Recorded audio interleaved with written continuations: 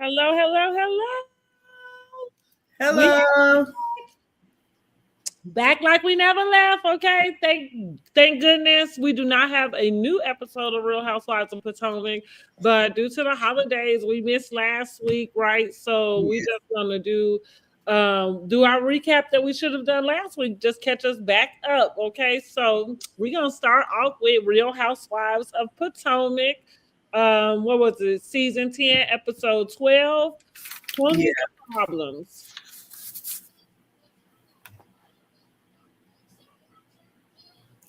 Oh, I didn't know how you was doing it. Yes, you. I didn't know.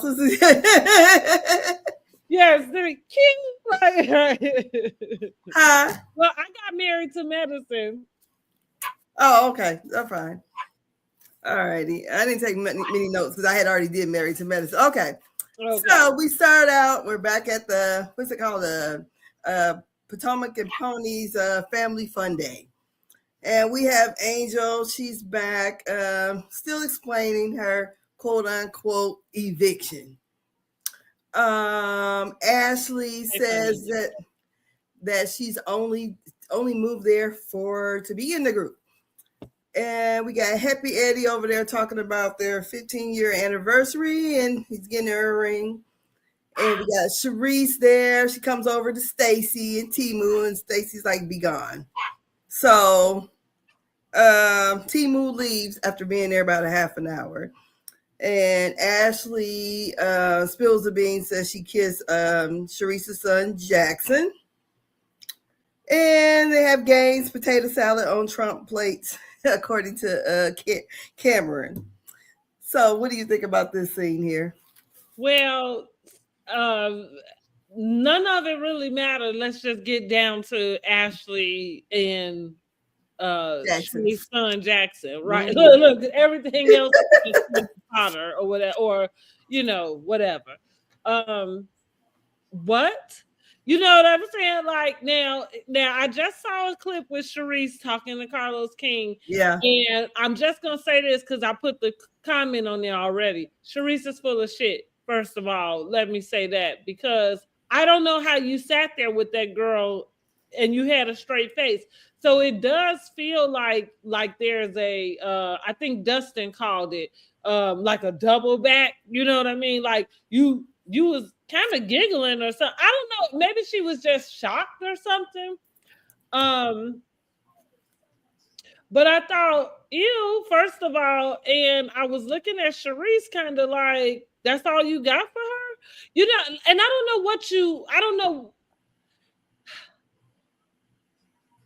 I don't know what it is you was I do know what I was saying because the reason why I'm about to say I don't know what it is you would say is because I don't imagine I have any friend that would dare like kiss one of my sons ever. You know what I mean? Like ever. Like yeah, I have handsome sons. That does not mean they are available to you.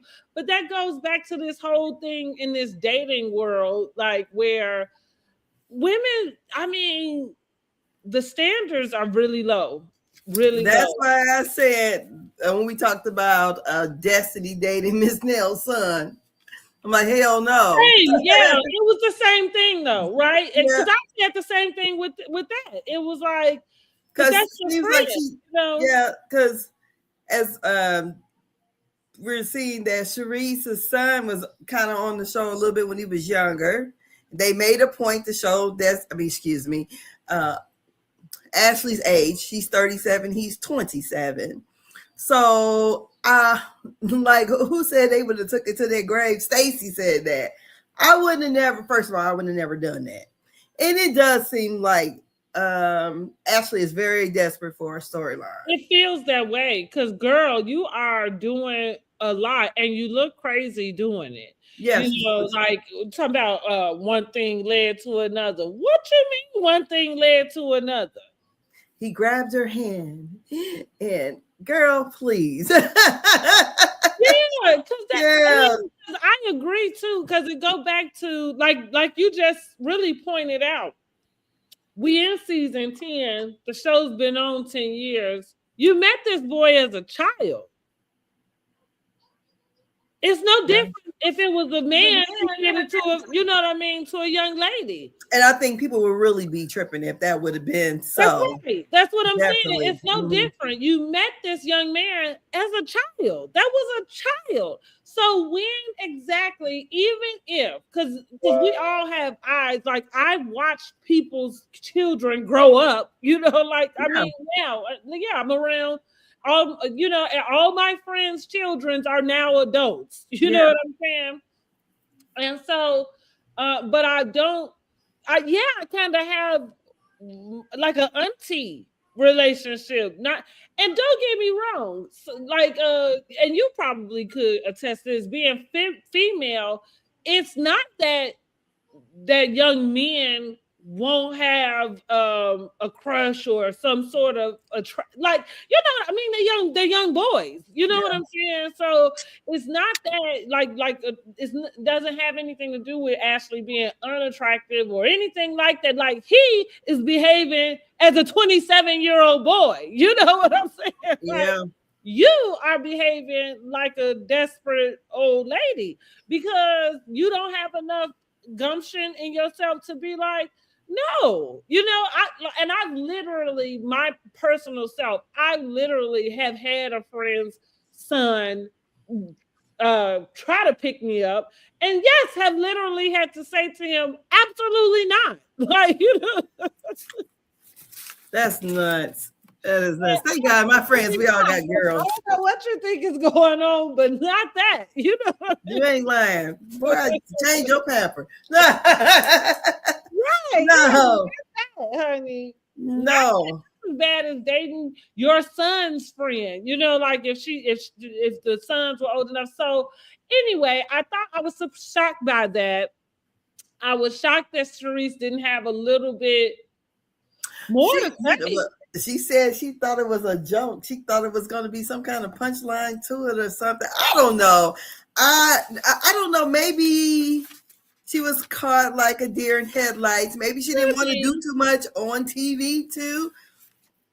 I don't know. I think they would have had to, girl, honey, I would have acted a fool with her. I ain't even saying that she needed to act a fool. It just felt like you would have more to really kind of act. But this, so to your point, because I heard her tell Carlos King that too, like, oh, I thought it was a joke. And so I'm wondering, I said, well, I'm thinking to myself, because she said, I talked to Robin about it, and Robin said, well, don't be naive, as if she was trying to tell her, like, well, you can't just believe that it's a joke. But I'm thinking, you didn't just ask your son? Girl. I mean, wouldn't that just be the easiest thing to do? Yeah. You know, like, if you really want to know. And that's what I mean. You're full of shit to me, because I feel like this is what I feel.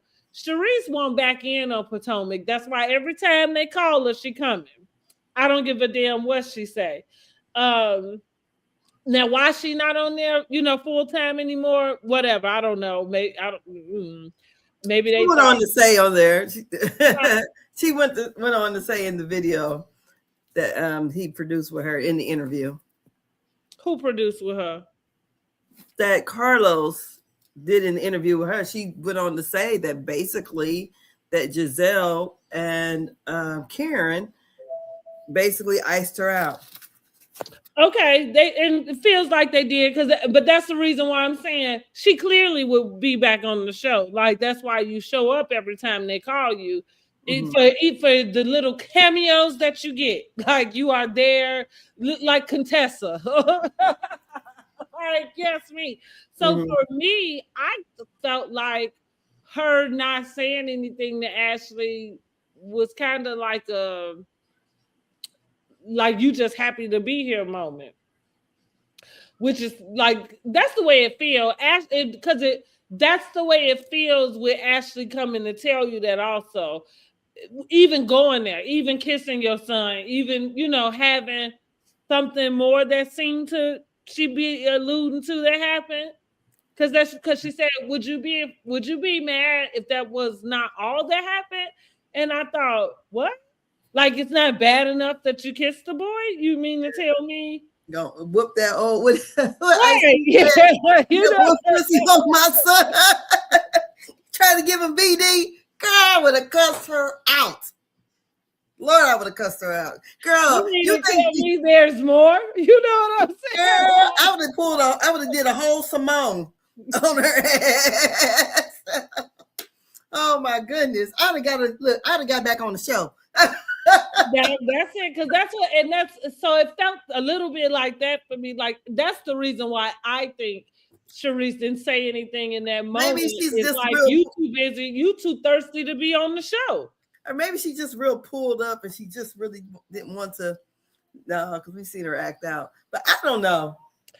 Well, then where's her mama cub then? Because I would think that when you probably could be pulled up until it comes to your child, you know, like, and then all the rules, you know what I'm saying, gone. And it felt, and I think Ashley crossed the line. That's what. Oh yeah, she definitely did. Yeah, she definitely did. What did Y'all let us know what y'all think in the comments about Ashley kissing and allegedly, maybe, possibly sleeping with Sharice's son Jackson, who's 10 years younger than her. It's not even that. It's that she knew him when he was a teenager. That's what because 10 years, for me, it's about 10. I'll date anybody 10 years younger than me. I'll date someone 10 years older than me. That's kind of my threshold.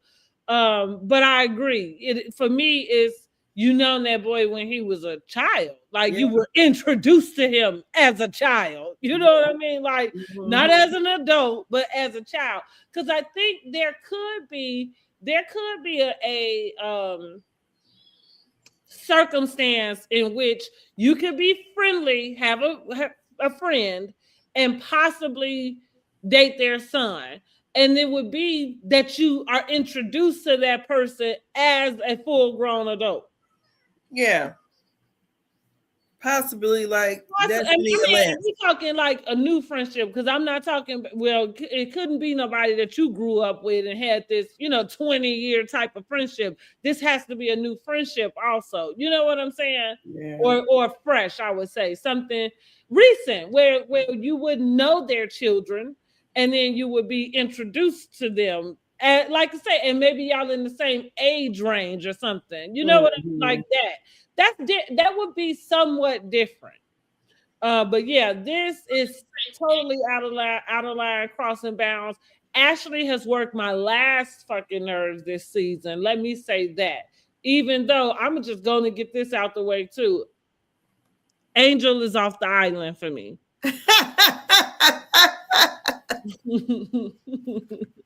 You know what? I went back. I was watching the first episode, and how Angel was saying, she's the one people usually come to, and how she was so eager to talk about Stacey's breath. But when that got turned around on her, she cried and boo-hooed. And right now she's still trying to explain her eviction. We know when she get evicted. There's no court proceedings. I'm pretty sure they got money or whatever. But I just feel like, well, damn, you were on that train long as it wasn't you. And then once it became you, it became a bit. That's a sneaky little beast you got to watch too. You got to watch for people who are okay with something as long as it's not happening to them. Like, it's wrong. You know what I'm saying? But then, like you say, when they get turned around on you, like if it's something that's wrong, like I feel it's not okay, it's not okay. And I don't care like who it is that is happening to or whatever. But yeah, she's off the island for me. Off, totally gone. And you know what? I'm just, because it's nothing specific. I was rewatching the episode today, and I really just realized how annoyed I was with her. And like I'm listening to her talk, and this is what it is. She has this way of it's her air, something in her voice.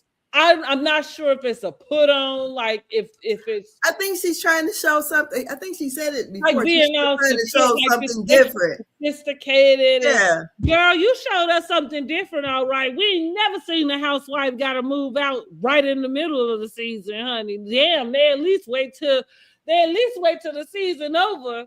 When did Karen move? Well, I feel like it was the end of the season, right? Because I can't even remember. It might have been in the middle of the season. I feel for some reason I got it in my mind that it was at the beginning, like the very beginning of the season, because I felt like that's what the girls came in talking about. But I could be wrong because it's been so long ago. But here's the deal: we didn't see her with the like. The deal is, it's all alleged. We don't know when the girl moved, right? And the point with Angel is like the way the producers caught y'all with them boxes and stuff, it looked real evictish-ish. Girl, the lease was just up. I know. I'm just saying it looked real scramble. We gotta hurry up and find somewhere to go. Ish. Okay, like again, I agree with you. We know y'all got some money, whatever. But yeah, that's my point. You walking around with this air and your nose up in the air. And it's like, girl, wait a minute. And for something like that to happen, like you saying, we know you haven't been evicted, so we'll take it out of that type of conversation to make it, seem like you can't pay your bills. Yeah. You're not even gonna have that. What we're talking about is the whole overall picture of it. Yes. Even as you explaining it, you're trying to explain it to other people like they crazy. Yeah, and then look, she tries to pull Tia to her side. I'm like, girl, go play. She didn't play any of the games. She didn't do anything. And she just, girl, I just would have just like, girl, I had to move. And then even if, she says that she didn't, because Ashley asks, did she come here just for the show, basically? She should have said, hell yeah. I would have. Why else am I here? She didn't watch the show. That's why her feelings were so hurt when Giselle didn't accept her as her little sister. I agree. Girl. I agree. But here I go. I'm done with her. I'm done with her. And it feel like lately I've been kind of dismissing some of these new housewives a little early. Usually I try to give them a season, and be understanding, like you in this new space, you know what I'm saying, navigating whatever. But with this one, I am done with you. Like, please move along, find her another place to be, because this is not it. Girl. So then we have the next scene is Tia and her family. They're having a family meeting, and we're talking about cleaning up and responsibilities and chores and all that. And she mentions about her half sister, and half sister, half brother, that her daddy, I guess, cheated on her mom because he didn't have an extra wife, and got 2 other outside kids. So that's pretty much all I wrote for that scene. What did you think about the kids and the little boy kissing in the mirror and all that kind of mess? I mean, we can move on from that scene too. It was just, to me, it was just a filler scene. So then we have another filler scene. The next filler scene is Stacey and Timu working out. Stacey wants a bigger butt. Timu don't like big booties. What I thought about with that scene, though, so I had just looked at Stacey's interview with Carlos King today. Also, I liked it; it was pretty interesting. But anyway, what I thought about, because when I went back and rewatched it, I said, Timu seems to be emotionally unavailable. I got a problem with that too. I seem to attract emotional, unavailable men. And it also seems like she wants the relationship more than he does. That's what I mean, right? He doesn't seem as, like, even when she said something about the butt, he's like, oh, I don't think so. Well, even with that, you didn't say, like, your butt's just fine. I don't, you know what I mean? Like, you didn't say something else that would counteract what I don't know. He's there, and that's what it feels like. He's just there. Yeah, it seems like she's putting on a lot for him. Yeah. I'm like, whatever. Whatever rocks your boat. That'll never be. That was it. That's it. Because I thought to myself, I wonder how long. And then when they start to talk about Arabella, and she said, well, Arabella's happy. That's all that matters. And so I had the thought, like, are they only getting back together? Like, because for the, like, is it not that you two want to be back together, or him at least? Like, is it him trying to make sure he's the dad? You know what I mean? And that's in the house and that. And also, I was confused. Had they told their daughter yet? Because I knew at one point you hadn't told her, but now you're saying he moved back in. So I'm thinking, well, what does Arabella think? You know what I mean? Daddy's home. She know that. I guess that's right. Is she supposed to be like 9? I think so. Let me go grab some water, y'all. I think so. Yeah, I think she's about 9. I know when my parents got divorced, got separated and then divorced. And in the separation, they got back together. Mm-hmm. But the divorce went through, so they just, we divorced, and they just took off. Okay. So in that situation, this was the early 80s, so it was definitely I think I was 7, so I definitely knew it was up, you know. So I'm pretty sure she's 9. She can make out what's going on. And, parents was divorced. And even in the last scene, they were all together when they was eating pizza. Mm-hmm. And she was like, us 3 forever. Yeah. So I'm pretty sure she knows what's up. She knows they're filming. She don't look 9. She looked like she's about 12. She's a tall little girl. Yeah, she does. So I'm pretty sure she's a little bit more mature than, the average 9-year-old. And I'm pretty sure she knows what's going on. So after that, we got Angel and her husband. They're moving things. They need to move things to the storage. She's planning the cast trip to Colorado to give them the outdoor experience. I'm like, these girls ain't outdoor women. Let's go back to that. That's why I said, bye-bye, Angel, bye. Because that's another thing that annoys the hell out of me. How do you think you coming into a show that's been going for 10 seasons and you about to show them anything? I mean, not that you couldn't, but the way you came in, who you think coming along with this shit? You know what I'm like, girl, bye. Well, girl, they that's why everything she said tried to put on them other people from the real wags or whatever was going on in that wag circle. Somebody call her, go find the girl who was spreading the rumors, because we want to know. Because I believe that girl. Yeah. I believe that girl. Oh, yeah. How you behaving? I just hate that she gets stuck on one thing. And it's just, because when we go back to going back to the family fun day, she was no fun at all. A wet rag, honey. Yeah, she wasn't letting down her hair, doing nothing. All she wanted, and girl, they had moved on, and she still wants to talk about it. I wouldn't have kept talking about the shit. Let's have fun, shit. Stacey called it right in that interview with Carlos King. Like she said, and look, Stacey ought to run for office, honey, the way she had them diplomatic answers. She used to be, did you know she used to be like a news anchor too? Oh, that fits in, because that's exactly what I'm like. What? Like, she's had to do something else besides QVC. Yes, she's able to just answer those questions and that's diplomatic. You know what I mean? It's like, exactly.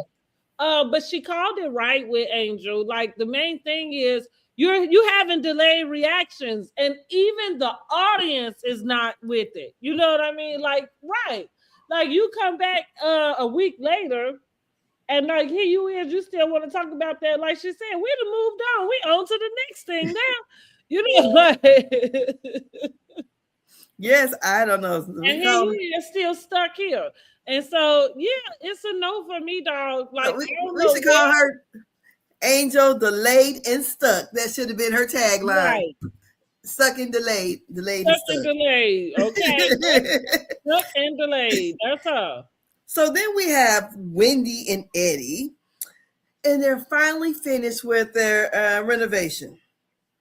And, it looks okay. And she states that she wants to do a pool next. I'm like, that's going to be $100K easy right there. She talks about her indie money. girl. She shouldn't have been in this trouble, honey. Because honey, like the prosecutor said they ain't got no money. That's what the prosecutor said. Girl, listen. So while I see what's going on, here's what I thought. We got to hurry up and get to this trial because I need to know more info. I need to know what these people think they know because it is so hard. Even though I'm having like I say, so these scenes, they're not aging well as far as the money that's being spent. Nothing. But I'm also having a hard time putting her in this space where this is what you're doing to have this stuff. So yeah, it's kind of like, is it a case of girl, please? No, she's a Nigerian scammer. And I'm gonna I was gonna say, like, could it have been Eddie doing it and she ain't paying? Girl, no, because they got the emails. Where right, she, okay. I tried. She knew what was going on. I tried. the 4 or 5 degrees in her doctorate. She should have known better.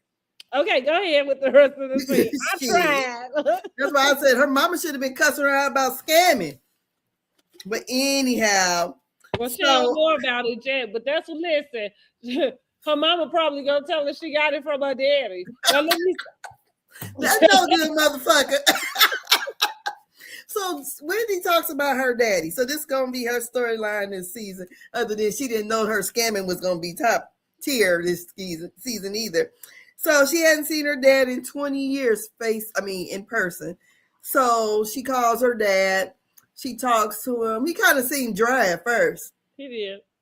You know, girl, if my daddy would receive me like that, I think I'd have hung up. I'm not even gonna lie. Yeah, just like, girl, I am not lying because my dad is one of those overly affection type of guys. You know, if I'm having a problem or whatever, I call my daddy. And because I am a daddy's girl, so if my dad, to me, he just sounded like he didn't really want to talk to her. To me, I mean, I guess that goes without saying. She went all the way to Nigeria, and he didn't bother to make sure he was available for them to visit. So and she was there like almost 30 days, really. And you get a chance. I would have made it my business to see my dad. That's what I would have thought. That's why the rest of the conversation for me was a little strange. Now, I ain't saying that her mama was wrong, wrong for or right for going off the way she did. I don't know, but I get where her mama coming from because I get that too. I kind of felt the same way in a sense just from hearing the conversation. And even what you told us leading up to it, you said you haven't seen him physically in 20 years. You go take the kids to Nigeria and now you done got all the way to Nigeria. I can't imagine what's been going on for y'all to not have to be able to. I thought he was supposed to have been sick. Huh? I thought he was supposed to have been sick. So what did he have? What is that shit that was going around? Well, that's right. What you say? COVID. Okay. Yeah, Ebola. Girl, shit. Imagine how you get all the way there. I could see there being a family that's like, we never been back to Nigeria. We haven't had the opportunity to go back. So no, I haven't seen him and he ain't been able to come here. So you know what I'm saying? That's what it is. But you got all the way there and y'all still ain't seen each other. Yeah. And yeah, I'm going to put it more off on him because that's another thing too. Like, what's the fuck is wrong with these parents today that just because your children are grown, what make you think that you don't have to still be a parent? Like, you still a fucking dad. Like, so girl, a lot of men just go ahead and you know how these sorry ass men do. Because yes, a lot of them do. They'll help take care of somebody else's kid before they take care of their own. That's the truth. What you got? Okay. So maybe, he got other wives and other kids. So shit. Maybe that is what it is. Hell. He was on to the next one. Hell, didn't their parents get divorced when she was a little kid? Yeah. And she got a new daddy? Yeah, that's what she said. So, I mean, I would leave him be. Yeah. Yeah, I would too. Especially he's not calling me. And that's my point. It's kind of like that's kind of the point. Like, why is it that you are the one that's having to reach out to them? Yeah. Like, it's a lot of parents that kind of have those ideas, and it's so late and dated. I don't even. My mom is one. I remember her telling me about her grandmother, which would be my great grandmother. And so she said, my grandmother never been to my house, like whenever she moved out. So she was like, every time I, wanted to see her, I went to see her.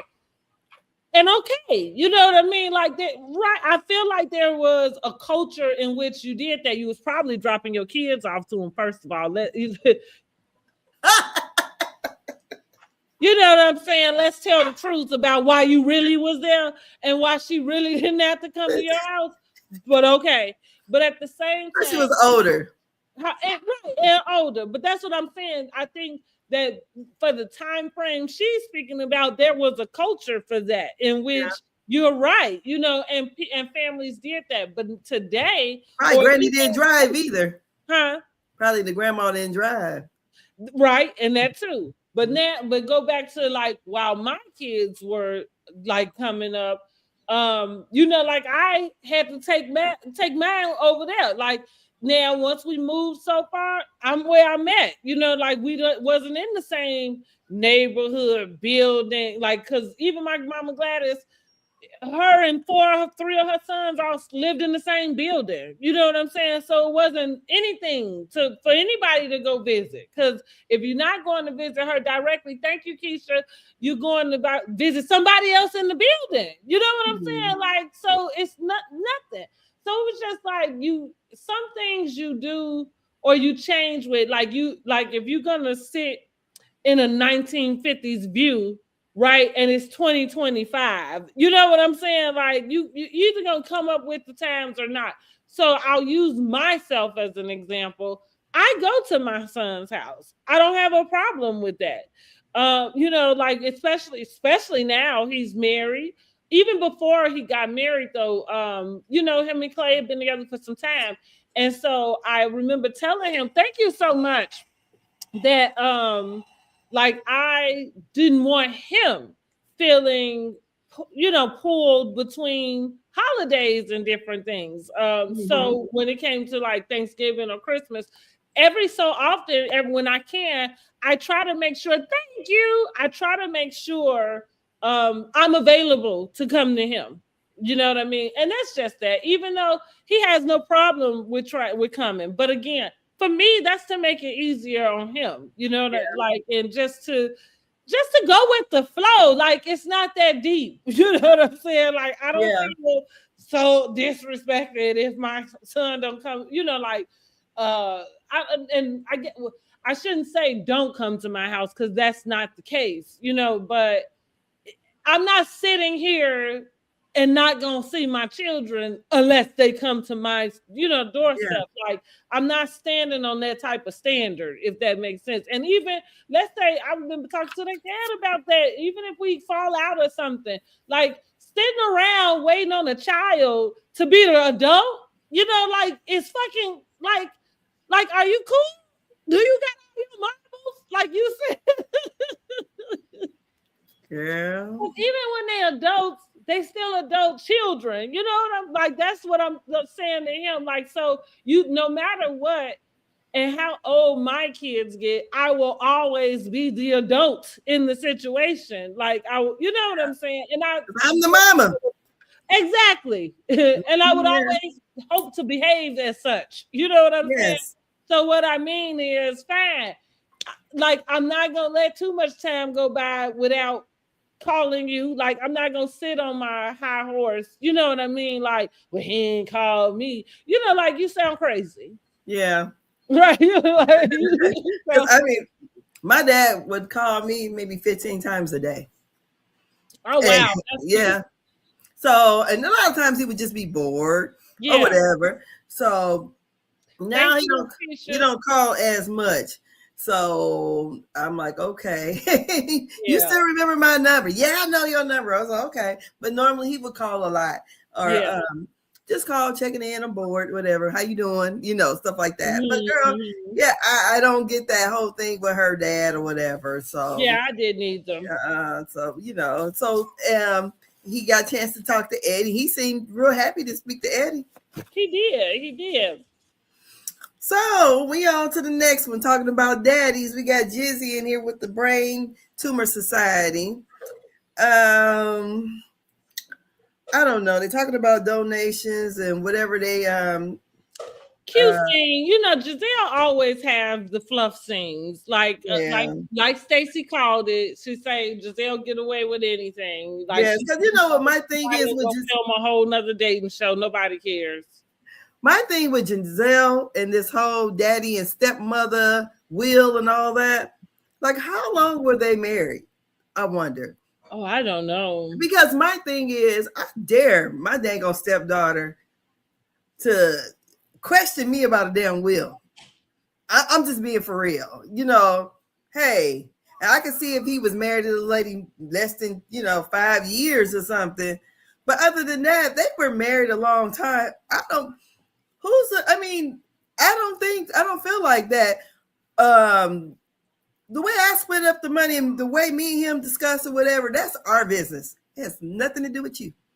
I'm sorry. I agree with that. Like that. I kind of have. It's mixed. It's a mixed review because I don't have all the information about that other party. Like I don't feel like we have all the information about just what's what outside of. Giselle kind of saying they believe the will was changed. Like whatever the will said, she seemed to not agree with it. And even with that, I don't, unless I missed it or forgot, I don't feel like we have any details about that. I'm like, is he some kind of millionaire or something? Right, that's what I'm saying. So that's what I mean. Like I'm feeling like I don't really know where to stand on it because I feel like I don't have enough information about it to say one thing is right or not. But ultimately, what I would just say is like I said before, I wish people would just do the right thing. And so what that means in a sense, just putting it plain, is make it where his daughter does feel whole. But you made up a good point about there being other siblings. So it's like this big gaping hole. It's like we getting a piece of information, but none of it makes sense because we don't have anything from the other people that should be involved. Because wouldn't it be you and your siblings that are fighting this? It just sounds like she's all about her and her children. And I'm like, well, how much money did this man have? And how long was he married to her? And did he and her have any children together? Because I definitely would say it would be my thought, and this is because I've had to have this thought already. So I'm not even talking something, and we ain't nobody no millionaire, so I don't know if it was millions, but you might have to just let it be. You know what I mean? Like what I had to really, what I praise God and thank God for is that my blessing is not coming from the death of somebody. Exactly. Now, you know what I'm saying? So if somebody is doing whatever they're doing to try to get whatever they got to get, and it's, through the passing of this person, then let them have it. You know what I mean? Right, because if it would have been properties or stuff or anything like that, he would have gave it to her before he passed. Yeah, right. But you see what I'm saying? Like somebody who, if you manipulating wheels and shit after the case, you know what I mean? It's kind of like, and that's just kind of my demeanor. I don't even want to be bothered with none of, you know what I'm saying? With none of that, because like, that's the good thing about God making everything good. You know what I'm saying? Like, because even in spite of that, like he can still turn that all around and make it good for you and your girls. Like, so sometimes I don't know if the fight is worth it. I probably would just feel like, oh, well, I mean, I don't know. But again, I don't know what that means for me to say that. I don't know what you walking away from. You know what I mean? I don't know, I just don't know either. Yeah.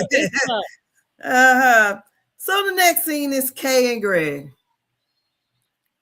Picture frame.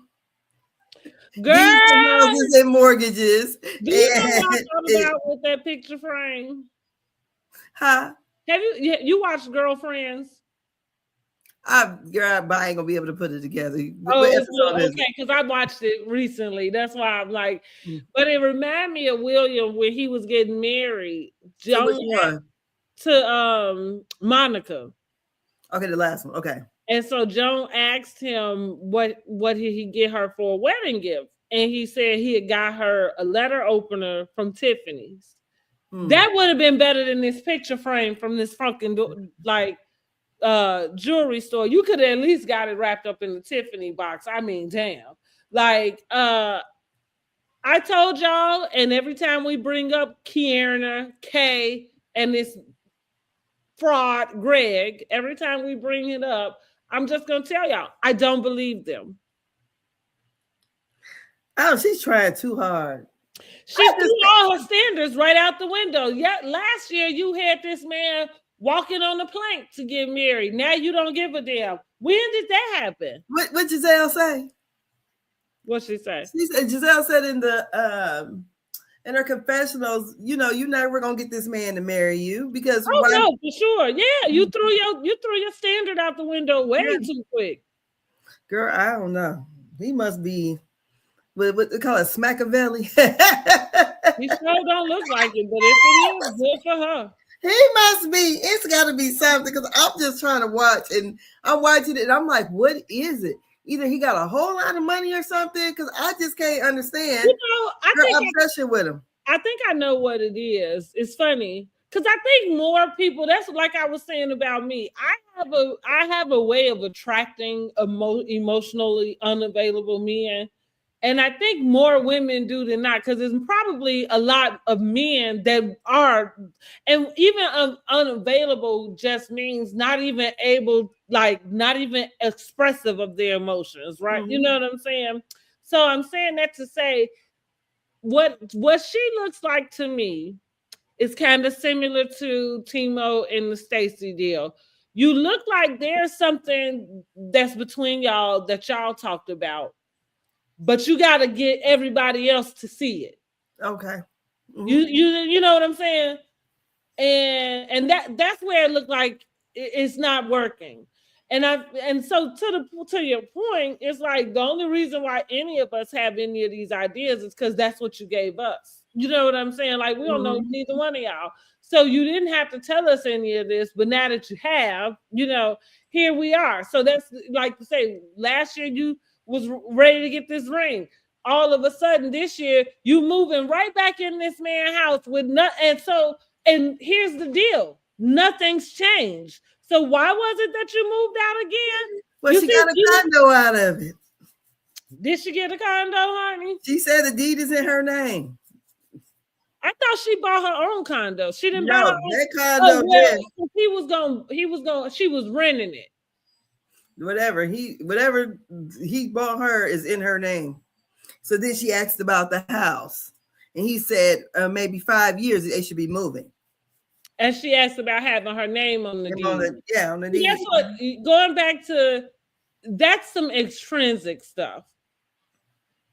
Like that's not even something you need to discuss on national television. Yeah, you know what I'm saying? Like if you're trying to prove, that's not nobody's business around. Not nobody in that room. Not nobody, you know, out in the streets. Like that ain't no. She's trying to prove that she's getting something out of this girl. That's right.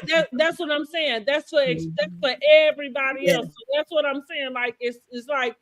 Whatever it is, you seem to be happy with, because whatever happens in private, right? Whatever takes place, whatever y'all conversations are, whatever. But on the flip side, you trying to convince us of it. Good luck with that, girl, because I don't believe it. Yes.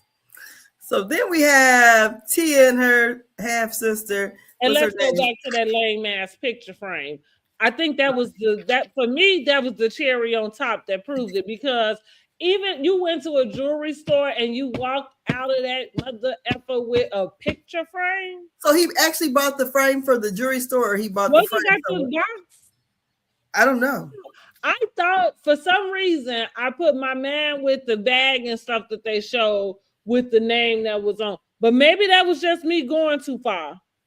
But I thought that's the reason why they showed it. I thought they was being significant about why they showed that bag. But I could be wrong about that, y'all. I could be wrong. I know she did something like a little reel on Instagram about some kind of picture frame or something.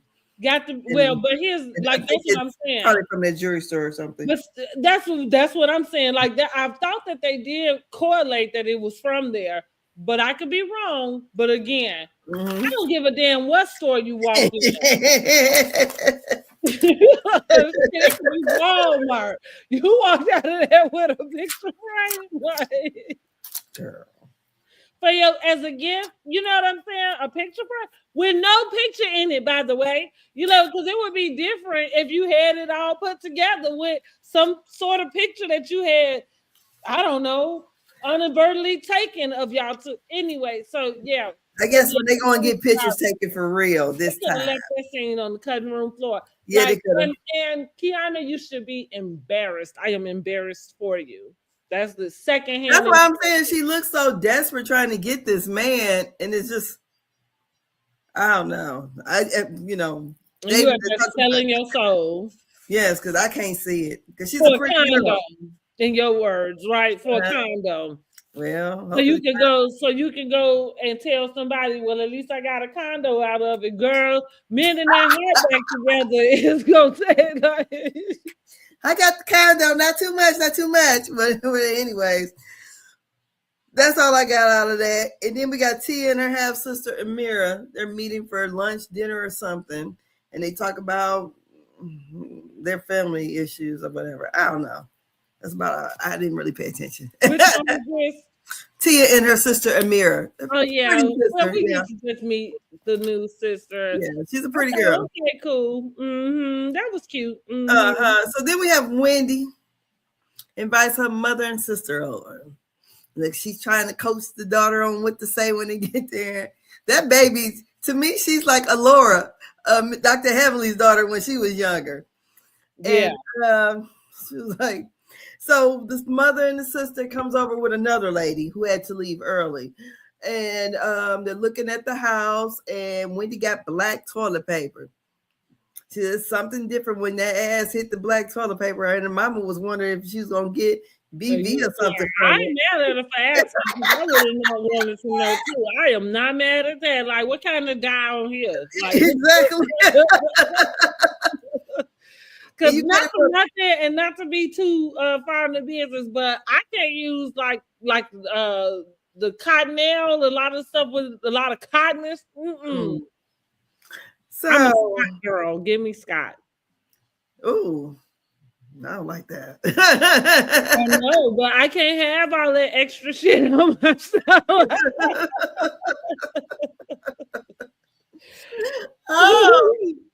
But yeah, I thought, okay, Wendy trying to be extra with this black toilet paper.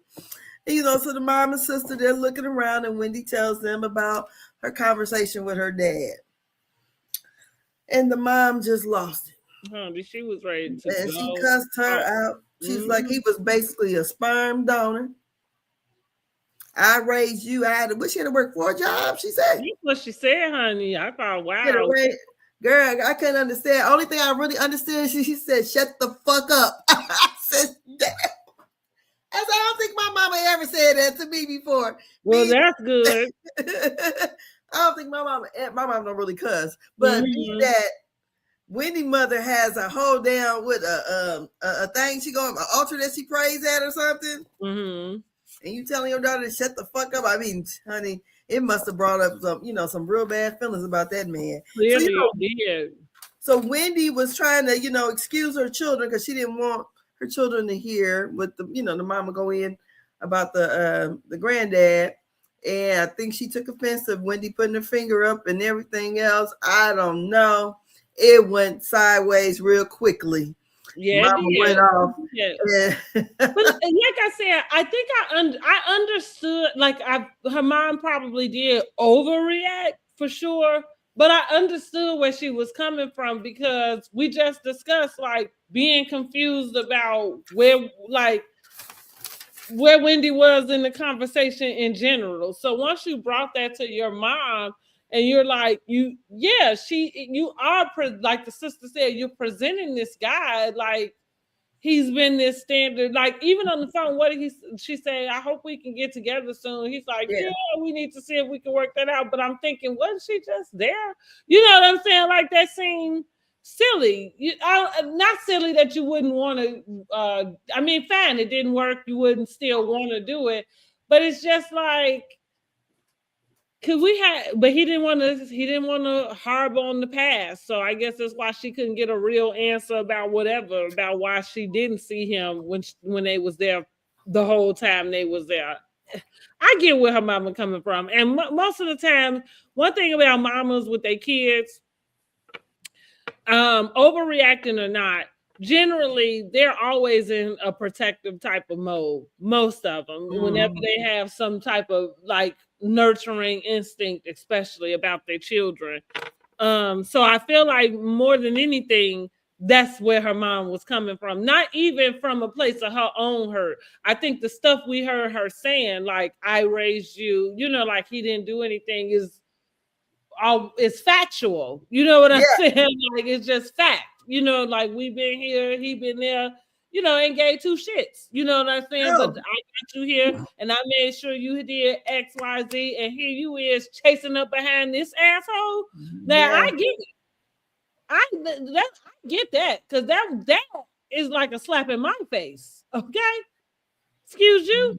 But I mean, I guess on Wendy's defense, she probably feel like she take care of her mom, and so anyway, I get where her mom was coming from. I thought Wendy probably should have kept that to herself. And I think she knows that. Yeah, especially, I'm pretty sure she knows that because I'm pretty sure anytime she mentioned that daddy, that the mama goes off. So I don't know, was it just for TV? Well, that's what Wendy tried to make it seem like, is that she was acting out. She said with tears or something, like, what she's trying to do. She made it seem like she was acting out. Yeah, so I don't know. I just thought this went fast quickly. So the mama and the sister left together. And that's it. Okay, that was the end of that episode. Yes. Go back. All right. Well, let me get on and pull up my notes for Married to Medicine. Yes, Lord. We'll go through this kind of quick too, as quick as we can, just because everything was a filler down to Toya's party. And Toya, I got a few words for you, Miss Stang. Girl, whole lot. Just say a whole lot. Girl, a whole lot. You, Miss Stang. So, Married to Medicine, season 12, episode 4. The episode is Trouble at Serenity Villa. So we come back and we are at the conclusion of Brandy party. I said Simone is doubling down on the ladies, letting the ladies know she's unhappy about her marriage. Contessa is co-signing because she just is thankful that it's somebody else with some issues around in their marriage, so she can feel like she's in good company, okay? Because that Scott ain't worth a damn. Scott ain't worth a damn. Contessa tries to make nice with Brandy by saying, "You're adorable," after she just tore her damn little dinner party to shreds, honey. But Dr. Heavenly did say on the Patreon with Carlos, when he called and where they FaceTimed whatever, she said, well, the dinner was only like $9.99 a person. She said, why would we have to say thank you for that? I said, shit.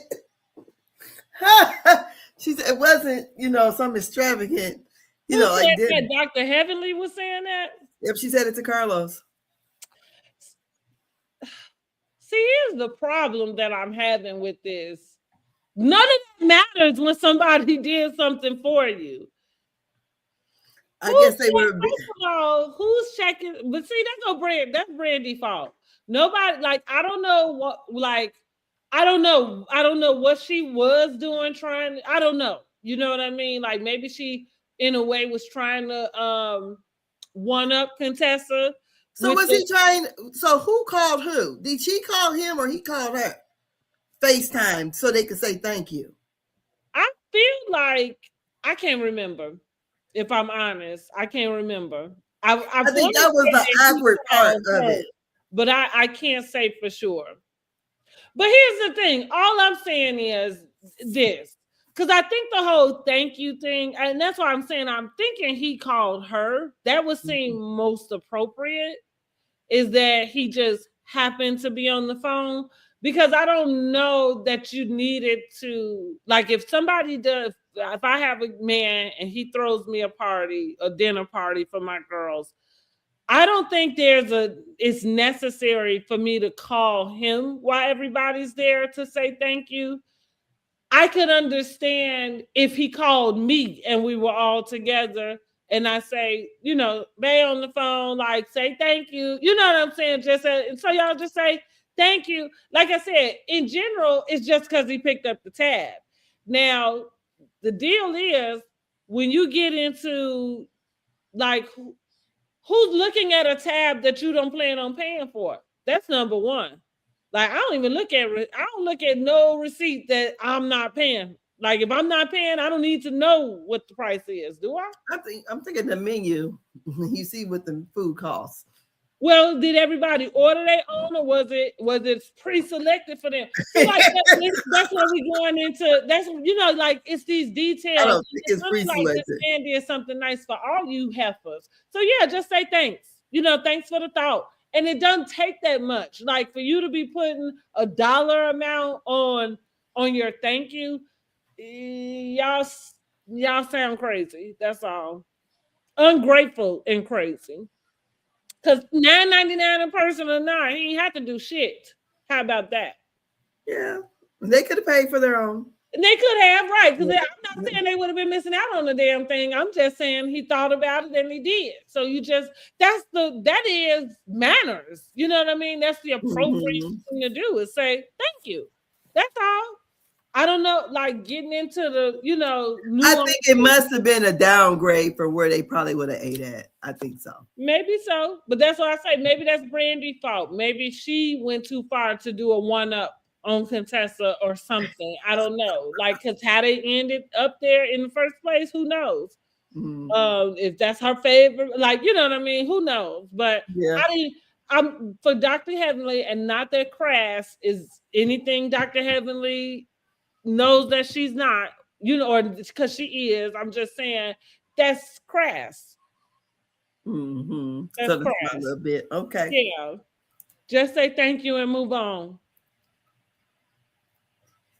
Throw your own, but then have Damon take y'all all out and show them how it's really done. If that be the case, go get. I think that gives towers everywhere. That's what you were supposed to have. I think she was giving him kind of like why Contessa was throwing all this shade or whatever. So we knew why Contessa was throwing the shade. I'm just saying. I think that's crass to do that. And I thought Contessa was crass, and I thought it was rude for her to turn around and then try to make friends, to make it seem like I'm just playing. Like, girl, you a hater. Like, you are a grade A hater.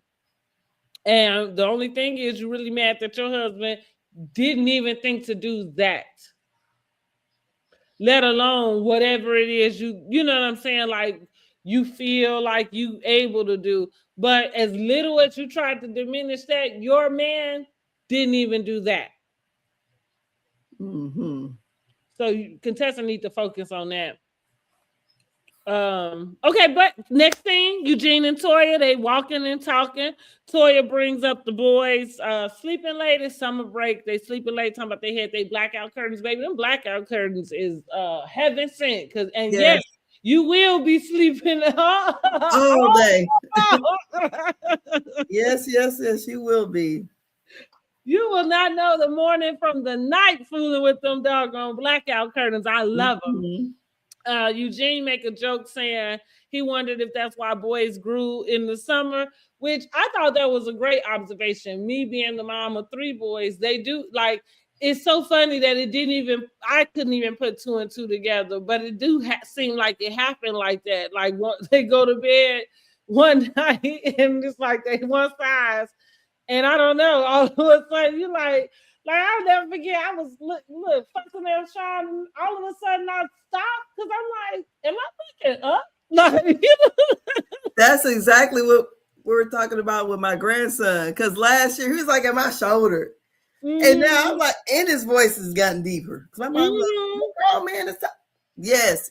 And he's 12. So yeah, he's at that age where he grew real quickly. But usually as soon as he come home from school, because he comes here after school, he goes straight to sleep. That's what he does, go straight to sleep.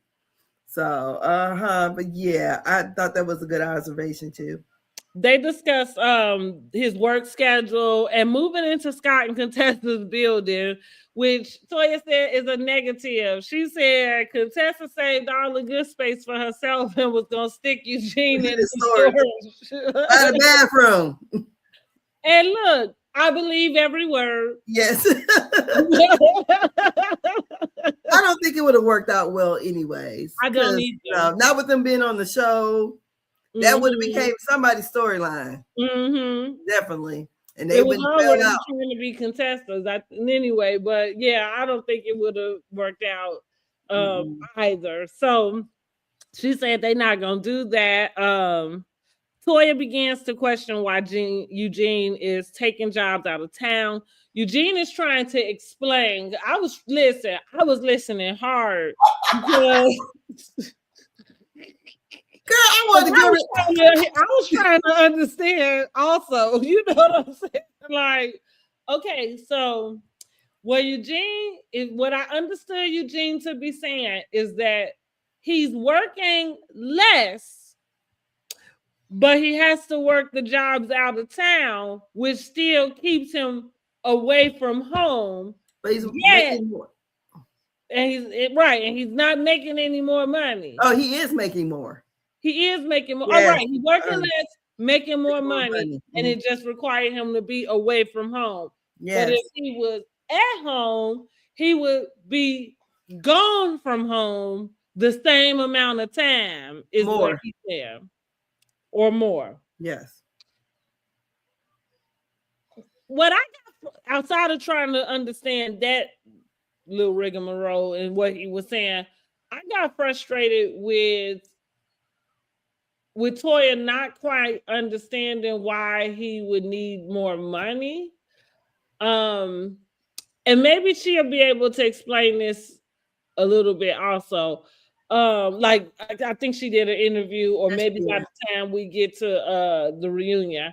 But I feel like for me, it's almost like there was something he wasn't trying to say, like maybe you spending all the money on these Birkin bags.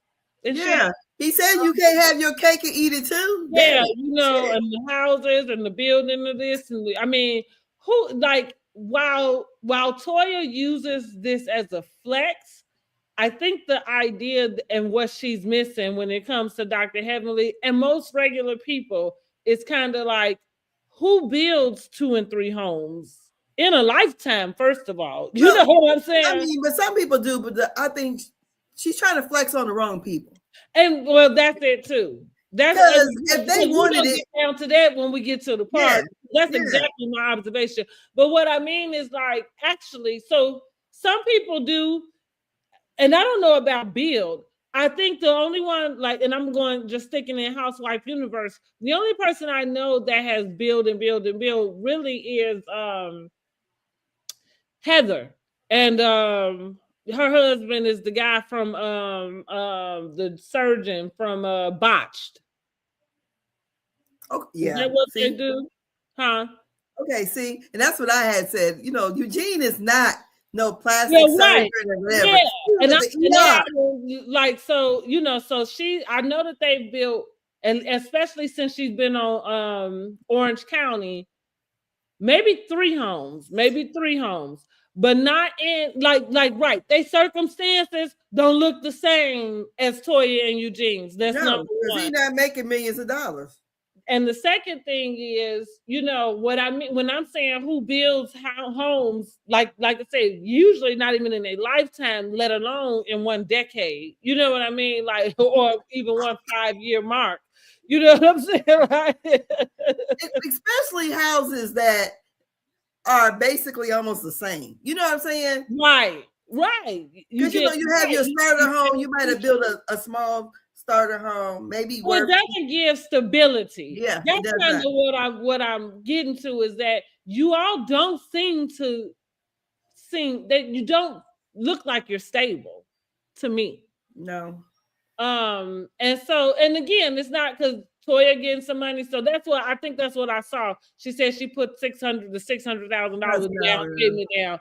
Listen, I know damn well y'all able to move and shake the way y'all do because both of y'all are bringing in some money. Like nobody, like this is the thing that bothers me with some of these people. Like you ain't got to have the money to know how money works. You ain't got to have the money. Like I ain't got to have as much money in my bank account as they do to understand how much money it takes to have what you have. You know what I'm saying? And to understand that it's not just one person bringing it in. Like I work for doctors, so I know, you know, and like that's why when you said that plastic surgeon, that Beverly Hills plastic surgeon, see, like that, I tell anybody, if you're going into doctor, if you can stomach it, go into surgery because that's where the money is. Now it might be in ER because he might be right. A lot of doctors probably don't want to work the ER, but at the same time, surgeons, that is where you find doctors that are millionaires because generally doctors make a good amount of money, but they're not rich. You know what I'm saying? But the surgeons, them surgeons are. Or if they spend their money right. So, so they talked about that.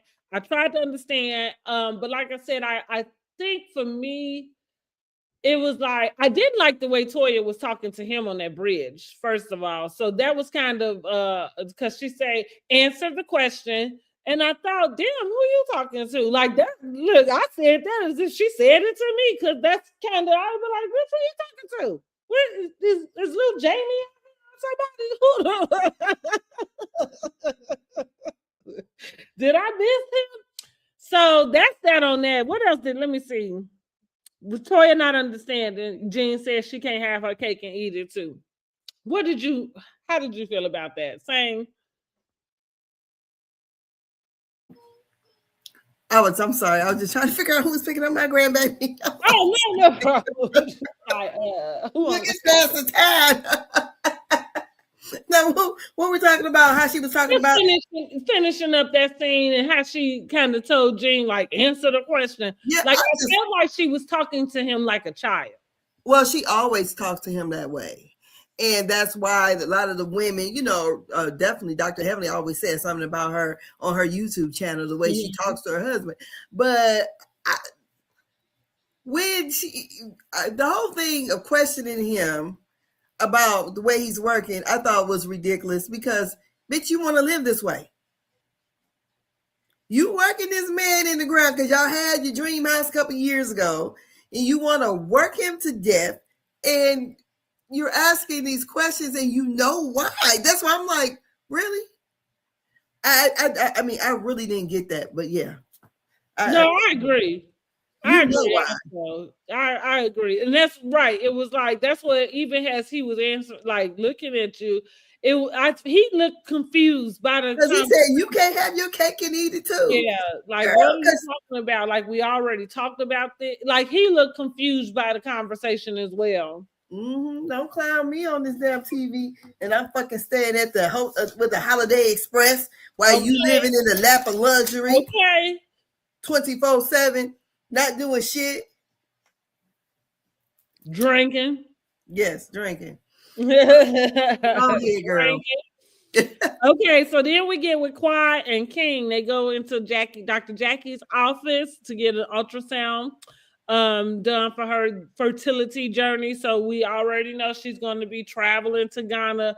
Quad is so fucking extra to me because I don't know why. I don't know. Clearly, there's some reason why she's going to Ghana to have her eggs retrieved there and having Dr. Jackie do all of the state. I think somebody got pregnant. Somebody she know or something had a success story in Ghana. Word of mouth.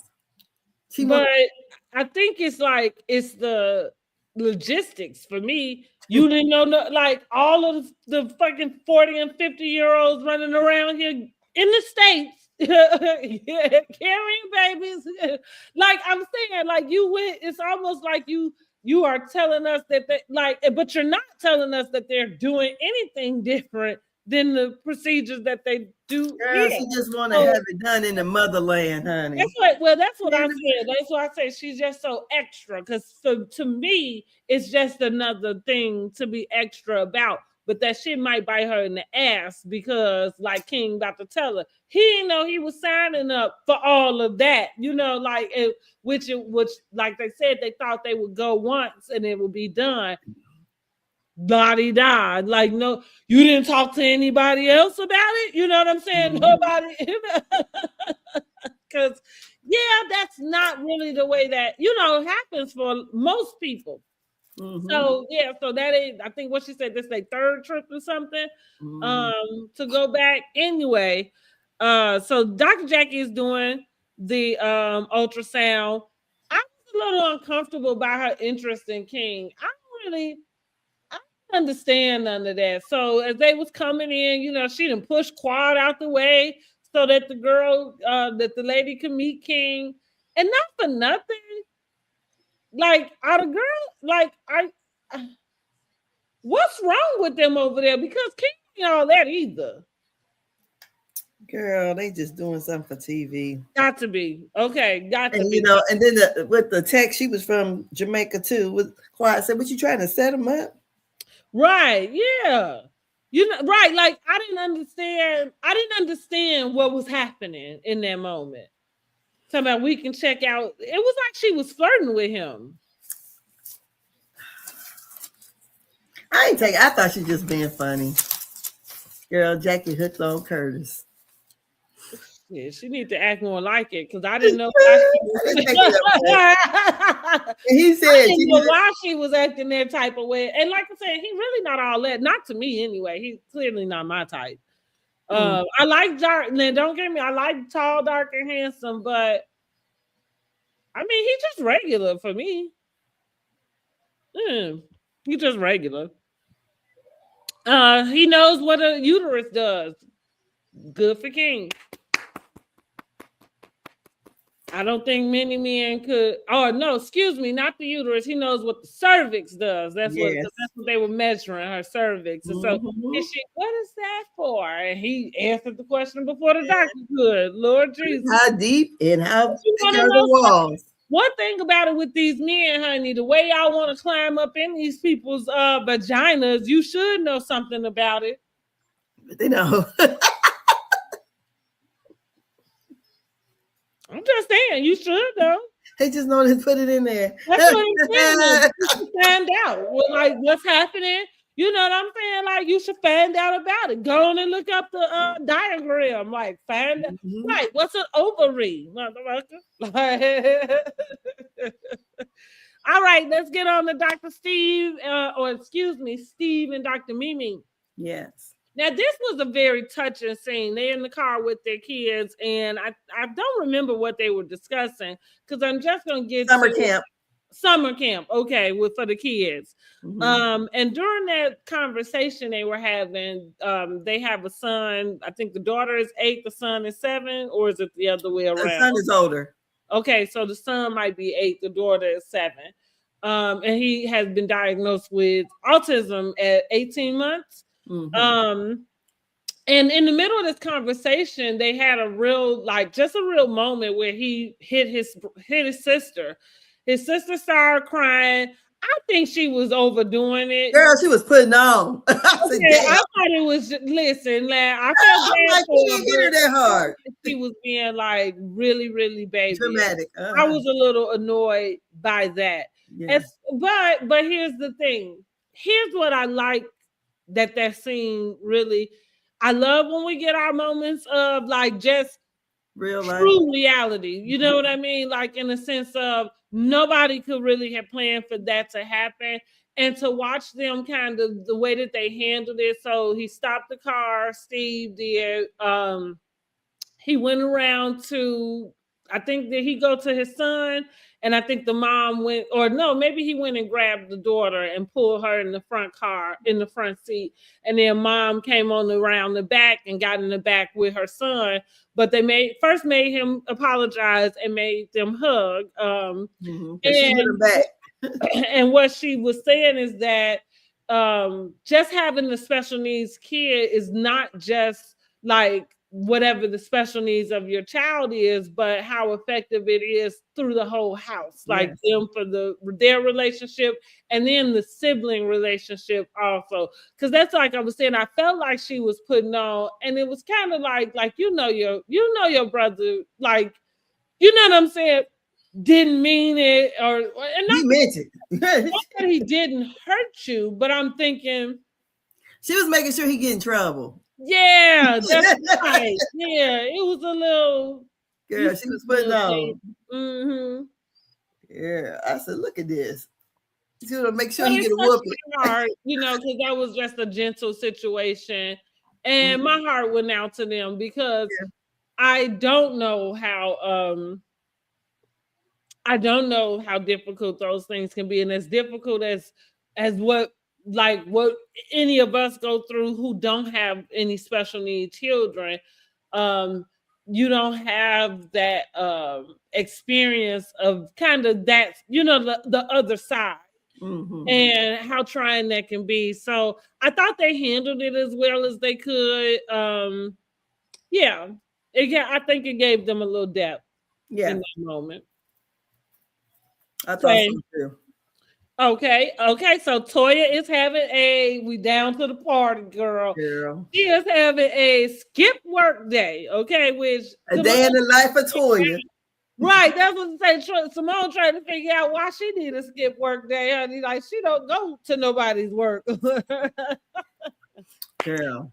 But her and Eugene, they start off talking the guest list. She said she inviting everybody. Then she discussed the text exchange that they had in the group chat between her and Heavenly, where she asks, whose fake purse is this? Somebody left a purse behind at the dinner that they were at. Heavenly answered it was mine. Somehow that all trickled down to Heavenly talking about her husband love her and his dick is big. And well, she said the purse is hers and her house is paid for. Oh, right. That was the second part, right? Yes, man. Which I can agree. Like, so this is where we about to just get on and start discussing Toya. Because to your point, that was the first thing I said to my man when she was talking to Eugene, like, oh, I'm nervous about inviting these ladies over. They always got something to say. My thought is, why do you keep inviting them to your house? Storyline. No, it's not a storyline. It's what you said. It's the fact that you have something to prove, but the people you have to prove it to, they're not the ones around you. So you came up out of the neighborhoods that y'all grew up in, right? And those are the people who would be impressed. Yes. Like with what you got. Not the same people who can go out and get the same shit. Damn thing. Exactly. That's what I said. It doesn't mean they can't get it. And that's the difference between sometimes the way people spend their money, right? Going back to what we're talking about with Eugene working his ass off the way he do. Maybe he don't. If you didn't go get 3, 4, $20,000 bags. And look, also with that text exchange, Dr. Heavenly, she don't really watch the show like that. She didn't know that she put the text messages up there. So when she was speaking to Carlos and he was talking about the scene and she kept kind of looking puzzled and she goes, what? He's like, you text her and they put up, she said, because them text threads that they have, she said, we all going to hell. She said, because that's how graphic they all get, So she did not know that it was actually put up on the screenshot of it. Okay. So she was like, oh, because she was, when he asked her about it, she's about to lie and say, I ain't say that. And then she's like, no, it was, she said it. But I think too, the same thing. Toya grew up, didn't have very much, evidently. I feel like Eugene probably grew up more middle class. She grew up very poor. And it seems like, okay, I done made it out of the gutter, and you want to impress these women. But like you said, these women can afford all that shit. So, I mean, yeah, they're looking at your house. Oh, it's a nice house. But that's it. And they didn't want to get in the pool because the dog died in it. I think, not to be funny, and this might have been where Heavenly could have went, I think they enjoy having a 401k, like maybe planning for after work. Sometimes you can tell people the difference between the people who spending the money as it come in, and I mean, who lives within their means would be a better way, words or way to describe it. Girl, I'm not presuming. Dr. Heavenly sit down there on 40 acres. Huh? As a Dr. Heavenly down there in Conyers on 40 acres. Well, and also, and I bet she has some investments. Yes, plenty. You know what I mean? I bet Simone do. I bet Dr. Contessa and Dr. Scott don't know more because they pulled it out for that building. Yeah. But I'm saying mostly, I wouldn't be surprised if they the only ones don't have one. I wouldn't be surprised either. Well, and the thing about it is, okay, Married to Medicine is on. What you gonna do when it's over, or when it's over for you? Mm-hmm. She's supposed to be doing a Kelly bag for Hermes. I guess it's the Toya Kelly. I don't know. It ain't now, the Toya bag. Who is supposed to go buy that? See, like, that's what I'm saying. Toya is so, like, she's so caught up in her own hype. Girl, she wants to be out there in Beverly Hills so bad. But here's the deal. Who are you selling that bag to? See, like, do you have a fan base? Your fan base are not buying Birkin bags. No. You'd be better off going to do a collab with Coach. You do better off, Julian Burke. Michael Kors. Yeah, Michael, right. Affordable. Something that people can go out and aspire for, at least, because that's the deal about Coach. Coach is affordable. You know what I mean? Like, it gets up there, but it's affordable. Even if you want to put some money up.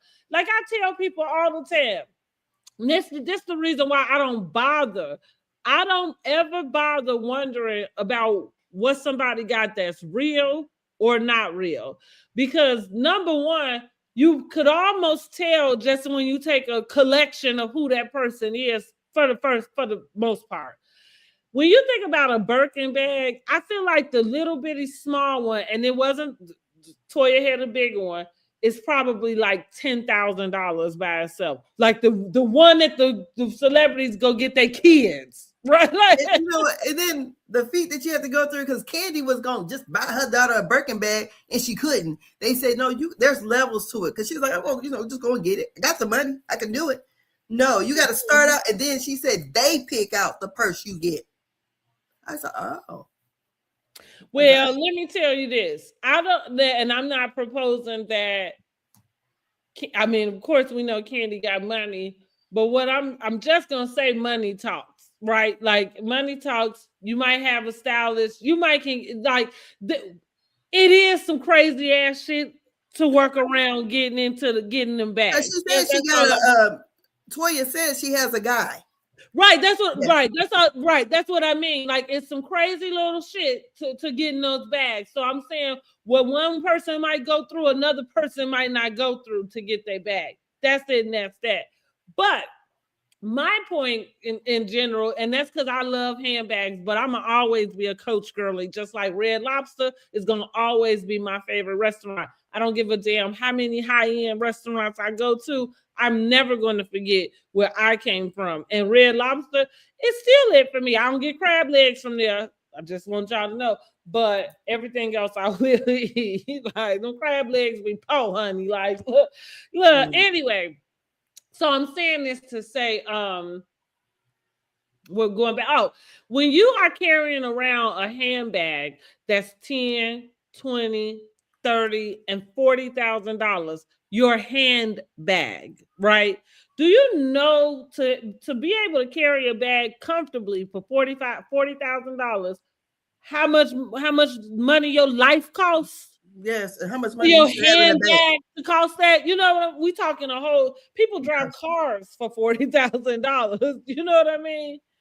So like you could easily add a person's life up if it was that important. So I'm saying that to say I don't really get into fodder about who has something real or not. So I thought she was crass for whose fake bag is this anyway, because to go back to what we said, I'm not sure that there's anybody in the circle you traveling in on that show that can't go and get them a Balenciaga, because that wasn't a Hermes. First of all, you know what I mean. You know what? When she did get her little Birkin bag and had that party, remember Dr. Simone said that's a private joy. That's right. Mm-hmm. And it is because it's just what I just explained. Do you know how much your life has to cost for your handbag to be worth that much money? Your handbag. That's like walking on $10,000 shoes. You know how much your life has to be costing you for you to walk on something that costs $10,000? And don't forget, Toya was just a school teacher, honey, and her husband's a doctor.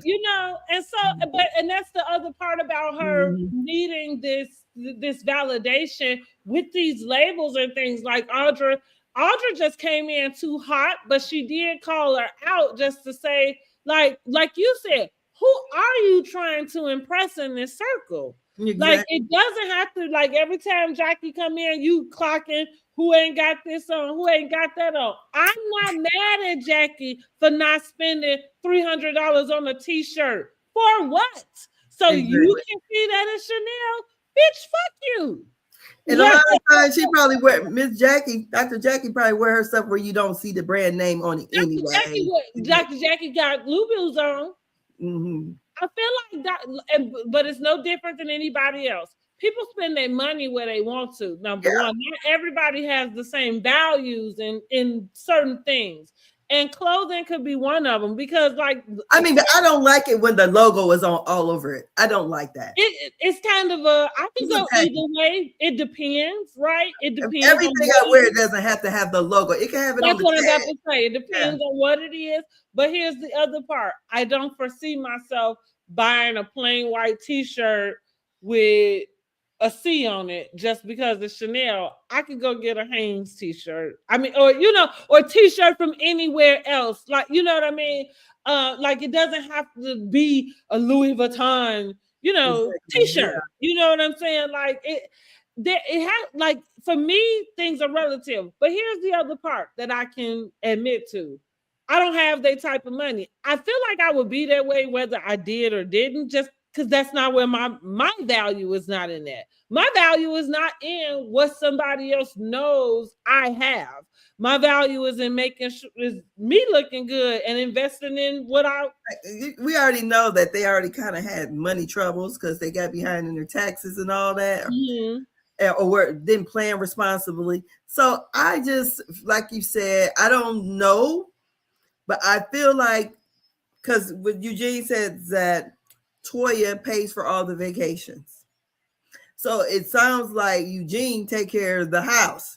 And that's why he's working around the clock. And I'm like, bitch, what do you don't get out of that?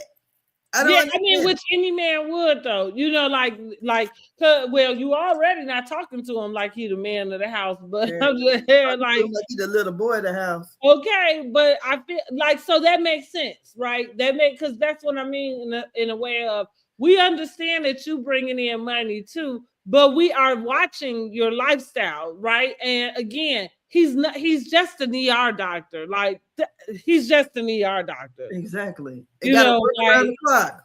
Yeah, you probably are making more money than him. He said she was. Yeah, from being on the show. Like, exactly. That's okay.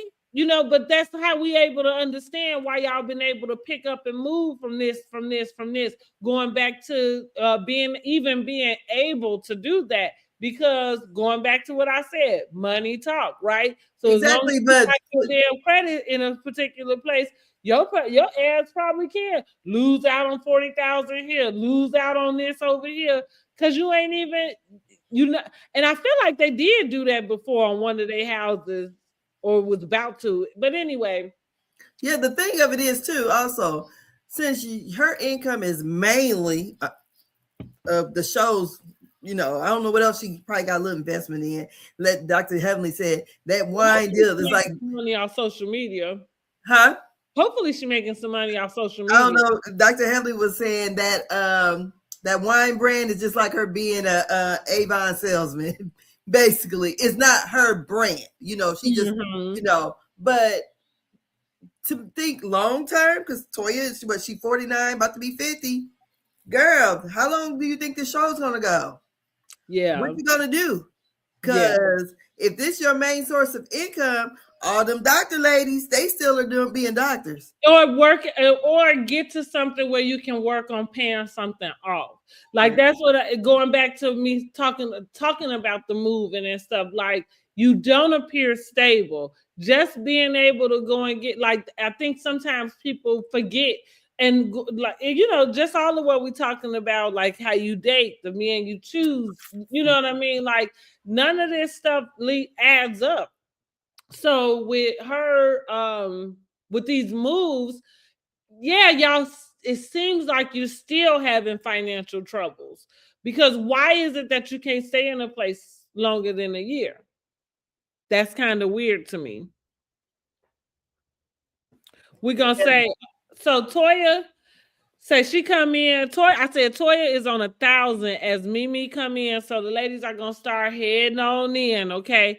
Toya decides that she gonna call Mimi out because Mimi comes to the backyard, kind of compliments him on the house and everything. And somehow she took a little napkin and sat on it. She had laid it on the little concrete part and she sat on it. And so Toya say, that was you sit on that napkin, huh? I thought it was a cushion chair. She's put it on. I know it was a napkin. No, I thought that napkin was on the cushion chair. It was on the chair, but I thought she put it up on the little concrete thing that she sat on. Because I don't feel like she sat in that chair. I feel like she sat on the, like, I don't know what you would call it. I thought it was the chair, but anyways. Either way, Toya decided to call her out about it. You know, like, you think it's dirty? And I just thought, like, damn, Toya, like, why does this ain't Heavenly House? Or why does it matter? Either way, you know what I'm saying? So that's, in my opinion, that's when it clicked for me that, Toya, you're trying to impress the wrong people. Like, you really are. And the other part, going back to, I did say that when at the earlier scene with her and Gene, or right before this, it's like, if you don't feel like these ladies have your best interest, why do you keep opening your doors to them? Like, that's for me now, and this is for real, for real. My home is sacred to me. I don't want nobody in here that's got giving me ill vibes and ill intentions. And I do understand that they on the show, but I don't think the show requires you to invite these people to your house. Like, there are plenty of things you can do. I feel like she invites them to her house because it's right. It's your show off moment, right? Yeah. And so take the good with the bad. In the words of Eugene, you can't have your cake and eat it too. You inviting snakes into your house. Why are you surprised when you get bit?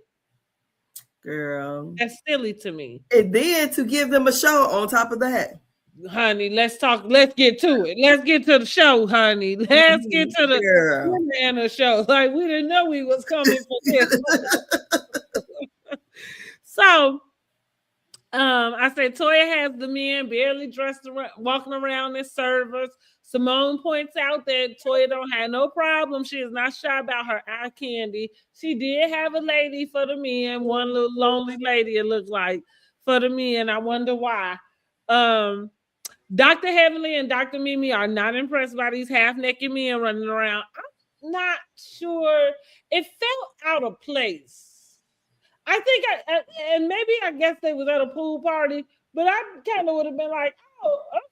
You know what I'm saying? Like, I wasn't even expecting that. And I'm kind of like, why are they here? It seems like they should have had on a little bit of a, maybe a stethoscope or something, because it was supposed to be a Dr. Day off. Something. I didn't understand their point in being there, though. I'm like, huh? Okay, yeah. Yes.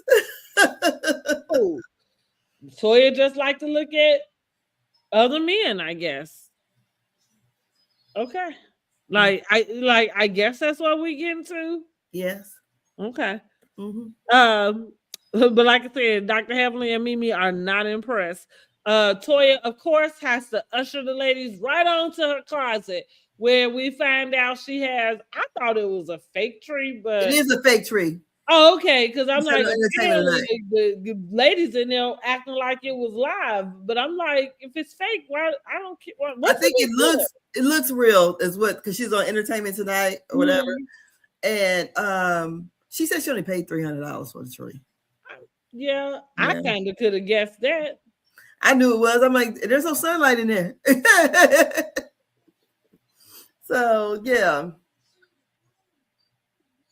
You say there's no sunlight in there. No, so how the tree gonna be blown? Well, right. I was like, they was making it seem like it was real, but I'm like, I thought the tree was fake. Like, how you gonna have a real anyway? Yeah. But I thought it was a extra, even though it is cute. But I'm not gonna lie, it feel like it take up more space than it needs to. But go ahead. Go ahead, Toya. Right. Just feel like it's taking up a whole lot of space. And for what? Like, to be there? Like you said, what you need shade from it. Okay. Yeah. We gonna move along. So the ladies are all loving it, right? Everybody coming in. Oh, this is great. This is great. And it's the same people who have had so much crap to talk about them in their homes, but whatever. You getting your validation.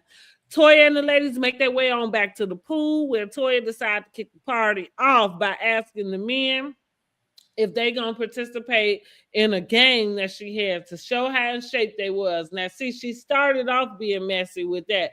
First, you got these half-naked men running around your house serving everybody, which go back to what I said. Like, I guess she don't like looking at her husband. But then you turn around and you etch some game that you telling them gonna get them in shape, so they can wear the shirts off on the next cast trip, like King and Steve can. Like that was gonna happen because y'all played one game at your backyard pool party. Yeah. It seemed like you was starting shit. Yeah, it was. The men not feeling it because they thought they was coming to chill, which I thought we was coming to chill too. So I wasn't even feeling watching them do this shit, to be quite honest. So thank you, Eugene, for offering to write the people's scripts so they could get up out of it, to excuse them from doing any activity. Toya wants to try to explain the rules of the game, and she demands that Eugene give her eye contact, because Eugene is he fumbling, talking to the men, and she felt, I guess, like he wasn't paying her attention. And so then she says, eye contact. Which the only time I know somebody, I don't know two adults, especially two married adults, that talk to each other like that. The only time I think I've heard that type of exchange in that way is usually like an authority person, and then, like the subordinate person. Like, and even in that case, it's wrong. I'm just saying. Look at me. Look, eye contact, please. Yeah. You know what I need from you. Now, damn this party, honey. Now everybody is looking because you're loud too. Because I mean, and it is uncomfortable, because if that's the way y'all do it, you don't need to do that in front of everybody, because everybody is not comfortable with that. I'm uncomfortable with it. I'm uncomfortable with the way you talk to him. And funny you say that she always has. I know that I've seen moments like with the biscuits. I remember specifically. And maybe, like I say, every so often, And maybe because I can be like, because I talk before I think sometimes too. So maybe in those cases I might have excused her a little bit, but for some reason this episode it was she never talked to him this bad. Okay, yeah, I was like, this was like way worse than anything I ever heard. Because I felt like it was kind of like a tug of war. Like an ego trip. Yeah, because she said, "Oh, you trying to be hard?" Yep. Like that's exactly what I felt. I felt like it was both of them power tripping, an ego fight. And the thing that sucks, especially because your man is working his ass off and paying all those bills, is you should have gave it to him. Yeah, they didn't want to play the game. They didn't want to play the game. You should have gave it to him. But she felt it more necessary to prove that she has her husband in check. Yeah, I think that's we'll talk about chin check, honey. They getting chin checked over here too. Girl, I said, "Oh Lord, that." But Eugene tried to pay it off because he clearly was embarrassed because because the man even said, "You gonna let?" Why is your wife talking to you? Yeah, and it was out of line and rude. Yes, and disrespectful. Very disrespectful. Very disrespectful. And I'm like, the whole party should have shut down because I know I would have got the hell up out of there. Because that was uncomfortable for me too. No lie. So Toya walks in the kitchen. Eugene comes in behind her. She goes off on him again. Don't be coming in try to be nice now. And he say, well, they went and discussed that exchange. She say, oh, I forgot that part because the second part is she said, tried to get him again to play this game. Eugene, can you please be the man of the house and tell your friends to come over here so we can explain the rules? Like that was out of line. Yeah, to be the leader. To be the leader, right? Yes, girl, yes. And so in the kitchen, because remember Dr. Heaven, she said, well, she said something about, I've been trying to get you to do it for 30 minutes. And Dr. Heaven said, why don't you just say, Daddy, because you get more honey. I mean, get more flies with honey than you'll get, That's right. Yeah. It's like, what she said, talk to him nice. Yeah. Yes. Something like, right. Butter him up if you want him to do something that he's trying not to do. I agree. Girl, I would have packed up and left right then and there. I know I would have as a guest. Yeah, I don't know what the hell they was doing. Yeah, I was getting up out of here. They like about to fight. Yeah. I came for a good time, not for this shit. Yeah. What's that song? Killing my vibe. Yes, okay. Shit. But yes, for sure. She's in the kitchen, yeah. So she in the kitchen. He come in. So he's trying to explain I think asking her what's going on, what's wrong. So she repeats like, there was nothing wrong with what I said. I asked you to be the leader of the house and lead them in. And clearly you told him you took offense to that because you clearly think you are not or something. Yeah. Here we go again. There go another blow, like low cut. Clearly she was drunk. Girl, she said she wasn't drunk. Girl, she was like 5 sheets in the wind. Well, I'm gonna tell you the reason why I know she was drunk. Because the whole subject matter changed. Mm-hmm. That's why I know she was drunk. Because that usually happen with drunks when they get into or not, I shouldn't say drunks, but that usually happens with people who get drunk and they get into an argument about something. If they can't stay on topic about what they mad about, then they drunk. Yeah. Right. Because the deal is, and I appreciate Eugene for even acknowledging, like, well, maybe he shouldn't have made the joke about the scripts or whatever. Because here's the deal. She was already sitting on eggshells because you are inviting people to your house who you know don't care about your house, you, or anything. So, which again is like what I'm saying. Why have them there?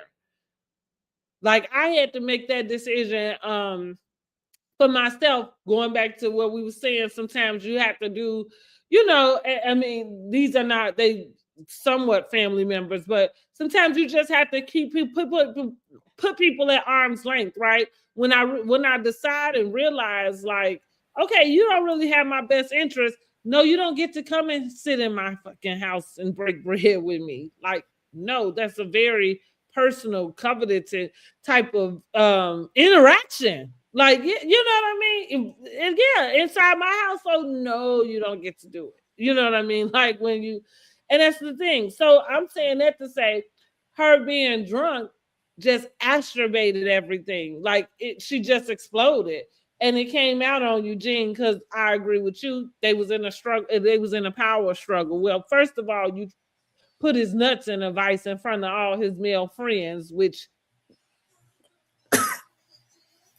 what's wrong with you? You know, because even if that's the way y'all do while y'all home by yourself, why would you do that to him in front of his friends? You know what I'm saying? But she was drunk. Anyway, where am I at?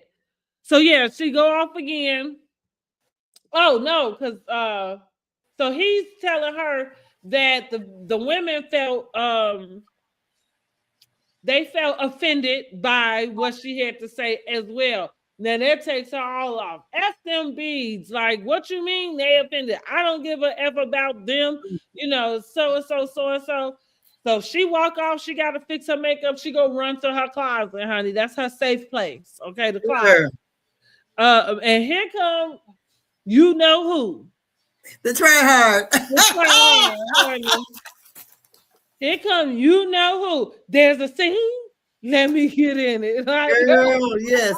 She said she didn't mind being the bad guy. Baby, didn't I tell you? That's what I told y'all. That Contessa is gonna make sure she get in the scene, and it don't matter how she get in it. And Contessa in closets, let me just say, Contessa needs to stay her ass out of closets at this point. Because it was Toya's closet the last time. Contessa, okay? Yeah, it was Toya's closet the last time. It was Toya's closet the last time, okay? Yes. Contessa, you need to stay out the closet. You go in the closet specifically to start shit. Yes. So yeah, you come rolling up in the closet behind me and talking about some, Toya, where's the rules of the game? Me and Scott was going to try to play. Girl, did you read the room? Like, girl. If you don't leave that game alone, these people are somebody's about to get thrown in the pool. Like, and I think one of the things, well, I know Dr. Heavenly was saying none of the people there wanted to get in that pool. Well, because the dog had passed away. Oh, okay. Oh, well, hell, what the hell? And yes, she said that's why I think Toya wanted to do a game or something because nobody was interested in getting in that pool. When did the dog go swimming? Like while they was all there? Remember the dog died in the pool. Oh, that's right. I forgot about the dog already. They had a whole funeral. I know. I just totally forgot. Here we go. When did the dog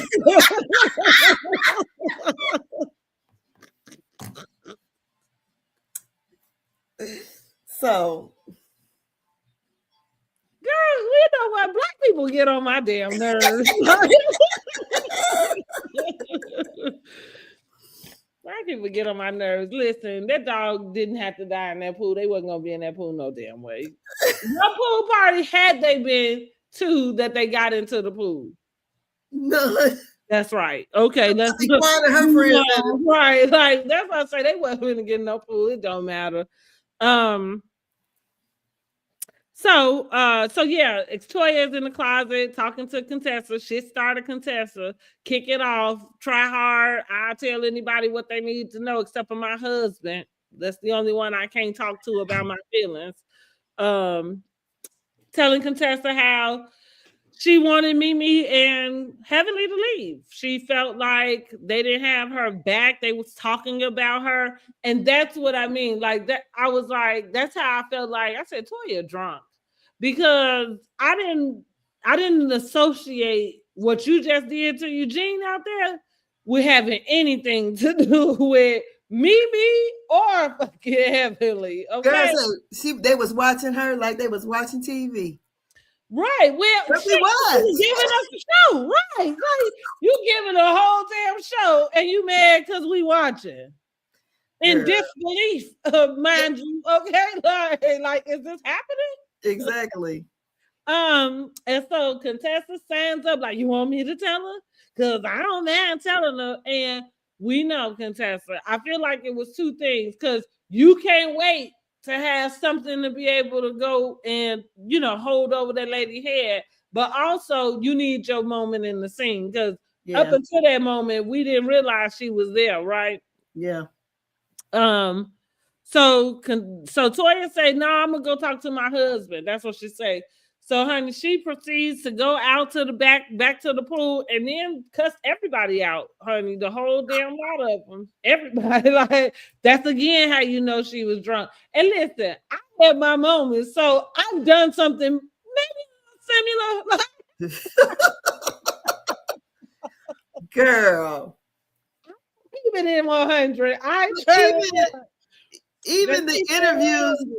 But even the interviews she's done after, she still is blaming Dr. Heavenly. No, F that. Because I don't know how you got from one place to the next place. Dr. Heavenly didn't start none of that. Right? But the reason why I'm thinking she going back to why I said she focused on Dr. Heavenly is because that was already your issue while you was inviting these people. See, that was the key, was that you wasn't supposed to invite them. That's it, and that's that. But you did, and you lashed out like that. That's what that was. That was, you lashed out on every fucking body. Because remember when Dr. Heavenly arrived to her house, she asked Dr. Heavenly, "Are you still mad at me?" Mm-hmm. She's like, "No." Mm-hmm. And the thing is too, I think Toya started the shit. To me, Toya does the same shit. Just like when they was down there at the dude ranch, she started all that shit. It went all the way left, and she got mad at everybody else. You brought the shit. I agree.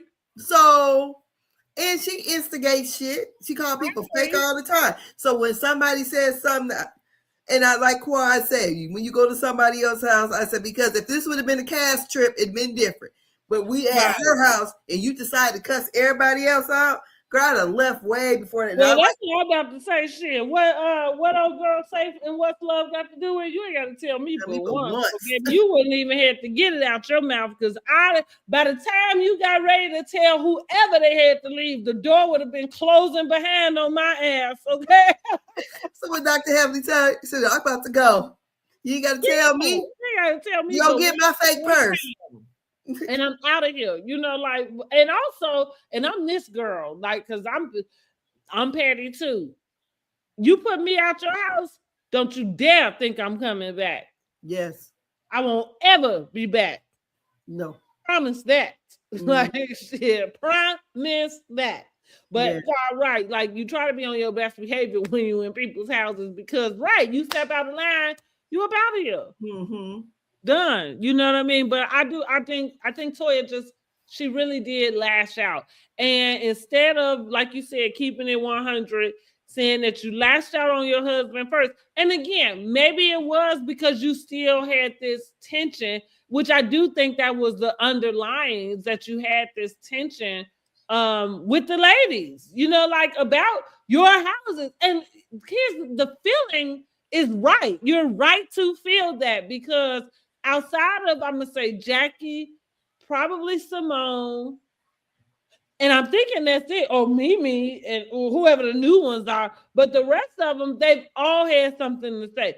Even right down to Anila. Y'all got mad at them for showing up as movers to the costume party. Yes. And remember, she moved because Anila built a bigger house than hers. So that's when they packed up and moved. Yeah. And see, you in right? Yes, but you in a competition with the wrong person. Then she got mad. Was it at Cecil or something for laughing, or it was Eugene that was mad about him for laughing at it? And like you said, it was funny. funny and true, because the best kind of jokes really do have a tinge of truth to them. So it goes back to what I'm saying, like moving 5 times in the time frame that you did. I don't give a damn how much money you got. It don't feel like that's stable. It's like, who y'all running from? Right? Like cool. Dr. Heavenly says, it looks like the last, not the house before that, but the house. To keep it all in perspective. But even that, like as much as somebody could take that as shade, maybe she was being shady. Or maybe that was the truth. You know what I'm saying? Like the God honest truth. And it's not me that's making it shady. It's your shady ass moves. Girl. Because y'all do move like y'all in witness protection. Girl. The only reason I can't even understand is because we can see y'all. Yeah, right. But I don't understand why Eugene lets Toya do that. See, I mean, because like somebody should be like, no, wait a minute now. I think it's the age old thing about she got somebody who want her more than she want him. True. Okay. So yeah. That's the only reason why she can talk to him like he's less than a human. Well, I'm gonna tell you this. But Dr. Heavenly said, and what I said also too. I'm like, women is watching that. You know, a lot of women been saying, because Dr. Eugene is not a bad looking guy. You know, he's square. He's goofy as hell, but yeah, but he like, you know, and I'm pretty sure that a lot of women would be younger because she's older than Dr. Eugene, prettier, that would get with him and would treat him better.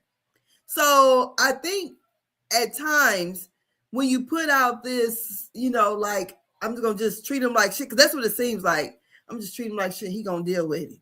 And then work the man to death. So I just feel like, girl, you better watch it. Beauty only lasts for so long. I mean, I guess she feeling like she got it. You know what I mean? Like, so, I mean, I don't see no signs of him getting tired. I don't know. You know, people gonna only take so much public humiliation too. It's a lot. Like we said, like with Toya, like, I don't know. She should. I am disappointed in the way she spoke to him. And like I said, even if, because like she was telling him, like she's feeling like that's their marriage. Their marriage works good. She's like, I felt like she started to blame Heavenly because she was talking about, I'm tired of everybody acting like, you know, our marriage is something different. I ain't seen no, outside of maybe Quad on the verge of their divorce talking to Gregory, you know what I mean? Like, I ain't seen none of them other women talk that way to their husbands at all. You know what I'm saying? And even in my real life, if I was with somebody who spoke that way to their husband, it would make me uncomfortable. Yeah. In real life. Like, I don't want to hear anybody talking to somebody degrading in that way. Like, excuse you? You know what I'm saying? He's doing a lot to make you comfortable, honey. Yeah, right, exactly. He's a good damn man. He was running around, like, not taking care of his business, doing some other shit, honey. I'd be like, dude, talk to the bum how you need to. You know what I'm saying? You see talking to him like he work at Taco Bell some damn where. Right. Yeah, and I was disappointed in that. I was disappointed that she couldn't stay focused and acknowledge that she twisted that around and made it something that Heavenly and Mimi did to attack her marriage. And so that's how she proceeded to go out and cuss everybody else out, telling them that they don't have her back in her marriage. And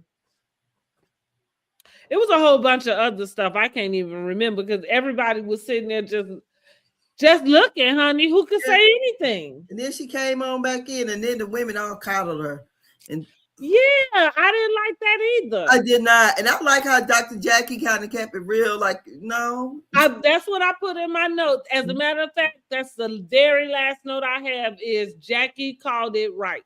Yes. I said, Toya is tired of being judged. This is what she says. Simone consoles her by saying people deflect. I didn't understand where that came from because she deflected. Toya did. Okay, right, yeah.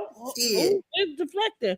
And then that's what I put. I'm confused because I'm not sure how this turned into Heavenly did something wrong. Listen, Heavenly not my favorite person in the book, but I just call it spade a spade. And Heavenly didn't do anything. Heavenly told you right when she said, when you talk to your husband the way you did, she said, don't talk to him. You shouldn't talk to him like that. I didn't see nothing wrong with that. No, you shouldn't. Mm-hmm. And like, again, I'm going to reiterate, especially in front of his peers. Yeah. The hell is wrong with you? Girl.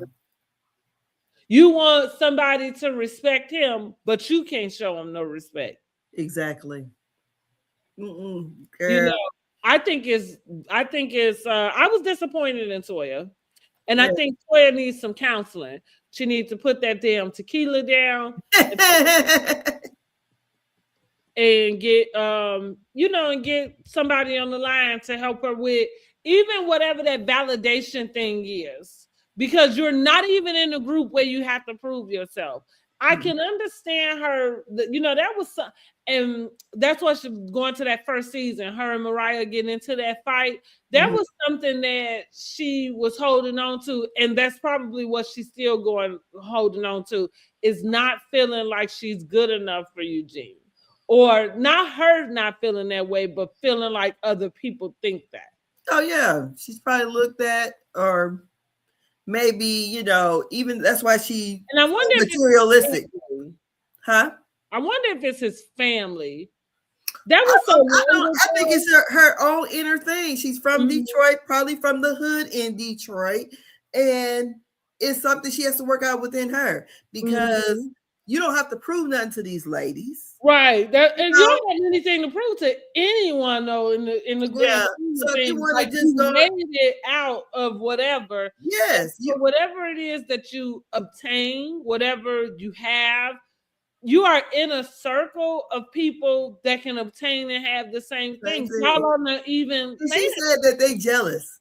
They're probably jealous. Who? Because she was talking to the man about the bags, and she's doing the Kelly bag and whatever, and the women probably are jealous. I'm like, what the fuck? But I'm going, and the Kelly bag, that feels like that's just to say that you did something, because it goes back to what I'm saying. Who are you even selling? You're not going to sell it to your friends. They don't even carry the bag. Who's buying this bag? Your fans? Yeah. Do you know who your fans are? There you go with being out of touch. Girl, you had to see the video. I mean, the interview she's doing. Girl, you would think. What'd you say? The whole damn interview. Girl, you would think that this bitch is. Lord forgive me. You would think she on Hollywood Housewives. You would think that her husband is some big time cosmetic surgeon. He ain't even an anesthesiologist like Anila's husband. Right. Because those surgeons and anesthesiologists make good money. And the good thing with anesthesiologists is their schedules are different, because they ain't got to be there that long. Exactly. He don't even have his own practice like Dr. Jackie or Dr. Simone or Dr. Heavenly. That's what Dr. Heavenly is like. Well, I might go ahead and look at it, even though I don't need to. But she needs to. He like two of them. One with Entertainment Tonight, and the other one with the Tia, whoever, whatever. Yeah. But she's talking about the one was with the purses, and the other one is the guy is Entertainment Tonight. They're in her closet, and she's talking. I was like, oh Lord. Who does Hermes even think that Toya from Married to Medicine?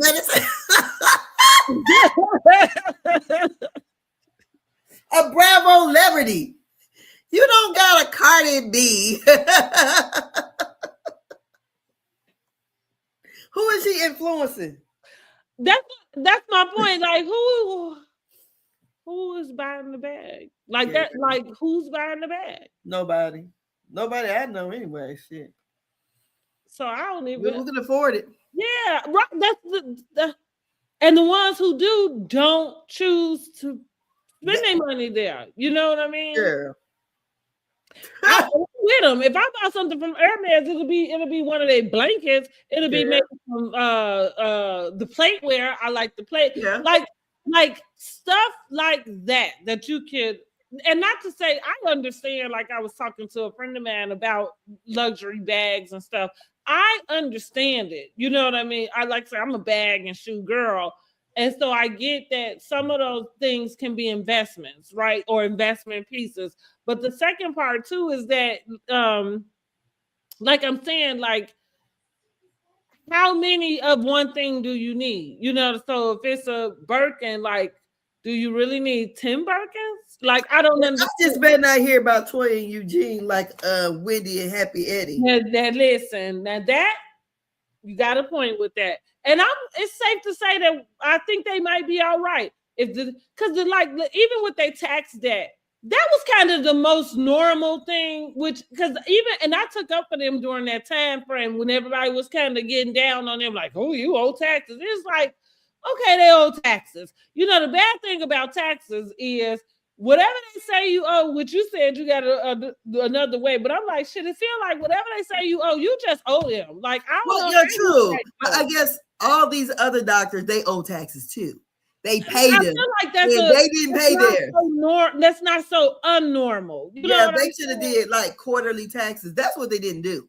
Exactly. So like you said, like that's not so out of the orthodox. So that's what I mean when they was all getting on them. I took up for them in that space because I get it. You know what I mean? It's not like you was doing. I mean, you just got caught up, and some people do. Like sometimes you get in this stuff, you forget to you forget. You forget. So, was spending. Right, you know, listen, I understand. So that was the most, like, I feel like innocent, normal type of deal. And they paid it off, praise Jesus, okay? Which at least they ain't have to go take their raggedy asses to jail. Hey, Peter. And Peter need his ass whooped talking about Cynthia and shit. Like, ain't you the one in prison? And look, Peter, it wasn't that he just didn't pay his own taxes. He was taking you can pay your employees. Taking their money. Not right. It wasn't even right. Like you said, it wasn't even government. It was your own people. That's right. So back to them though. So like the others, like I agree. I don't expect that they would have the fraud thing. And thank God they haven't at this point. I feel like if they was doing something, it came out because this show don't take these people long, honey, to get to the bottom of it. Once you start showing what you're spending and you know what I'm saying, what you're doing. But I didn't enjoy that for Toya. And I hate that. And I hate that we're gonna seem like the rest of this going back and forth between her and Heavenly. And also, let me say this. Let me give Heavenly these props because I thought, how weird is it that y'all still sitting in this closet having yet another conversation about Heavenly and what she had to say about anybody? Because that's the conversation Contessa gonna always be present for, right? Because she need for whoever to be on her side about it. Running it down. Oh, Heavenly. But here's the thing. I'm thinking, well, she ain't did nothing this season at all. Nothing while y'all keeping her relevant. Right. She has gonna stay on her ass the whole season. A friend of, and y'all still managed a way to pull her in it and talk and have the same very conversation y'all have about her every single season. She said Toya is gonna stay on her ass the whole season. Really? Yes. And she said, "You know me." She said, "But she gonna stay on my ass." Clearly, so she keeping me relevant. I thought that was interesting, right? Yeah. I'm like, y'all still found a way to pull Heavenly right back in this mix, even though she friend of, like she can, take a back seat. Y'all said, "Oh no, honey, let me come pull you to the carpet." Yes. What are you gonna rate the episode? Well, for my messy ass, I thought it was a pretty good episode. So I say I would give it about an 8. I thought it was good. I enjoyed watching it. You I think know, I can go with about an 8. I really. What did you rate Potomac? Potomac, let's see. I think I'm sticking. Potomac is really coasting with a good 7. Mm-hmm. Yeah, they really coasted. I'm not really sure if it's gonna go anywhere from there because I don't even foresee it happening. Like I say, I'm done with Angel. I think I think it is that it's her arrogance. Yeah. I don't think it's anything wrong with I don't think there's anything wrong with thinking highly of yourself. I think there's something wrong when you feel like you above everybody else because you're sitting in the same place as them. I don't give a damn what it look like. Yeah. If you were so much better than them, you wouldn't be there. Yeah, trying to be on here with Ashley. I mean, you're right. Like, put it in perspective. Miss Nova said they really don't have storylines on Potomac. No, not too much.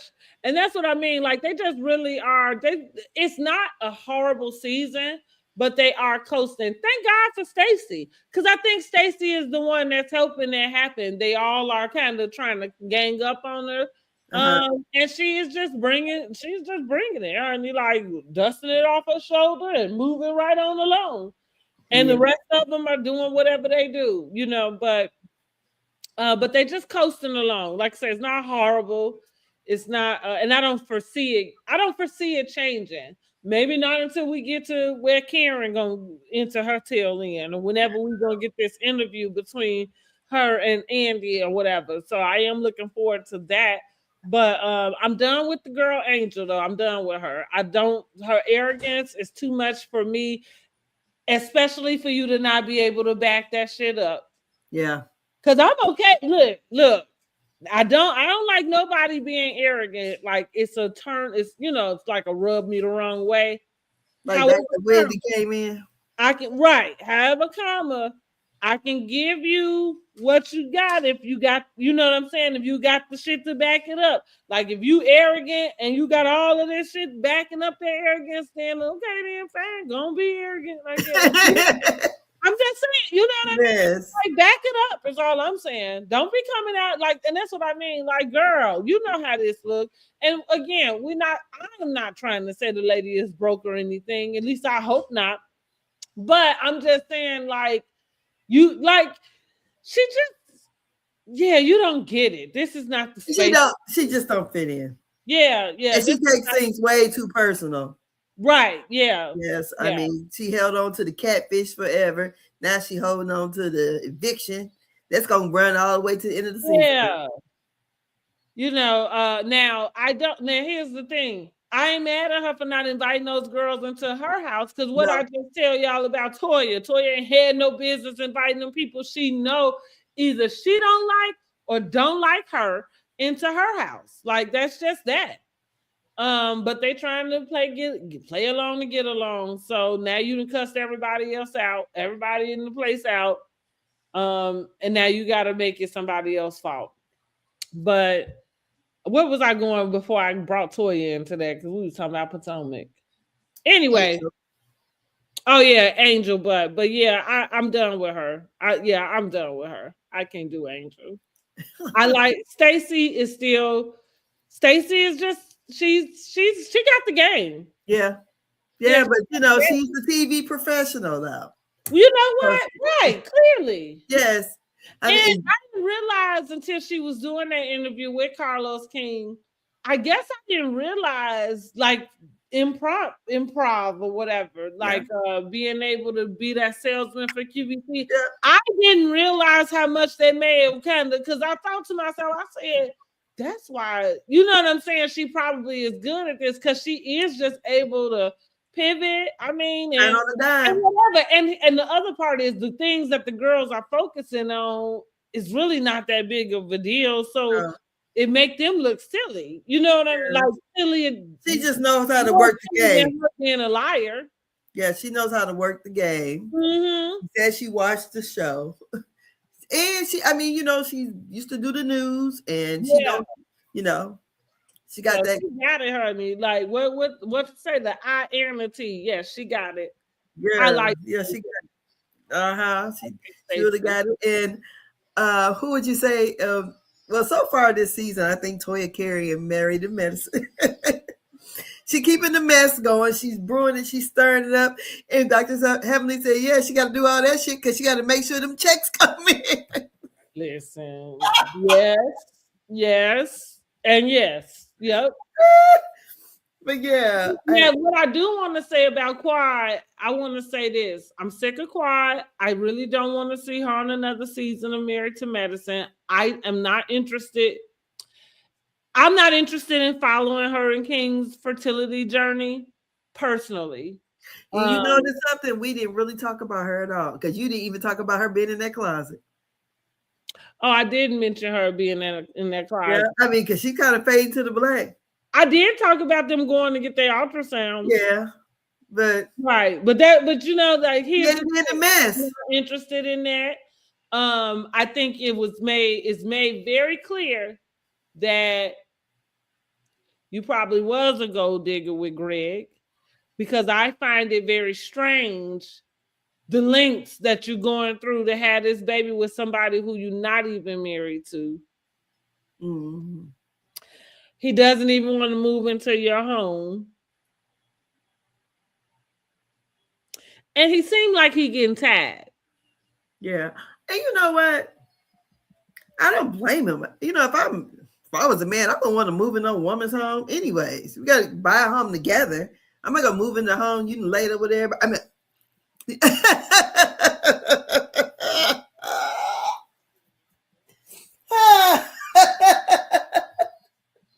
same way I would not have did what Sweet Tea did either. Right. No. But that's but I don't blame him. He didn't even like Greg. No, she clearly did like him. Because that is, you was ready to have a baby. That was when you were supposed to been wanting to do it. But I like to say, I find it just, and again, I don't know what anybody would call it, because as a female, my kids grown, I done had kids. I'm just not interested in watching somebody over over 40, go on this journey to have babies. Not because I don't I don't, fine, if you want to have them, go have them.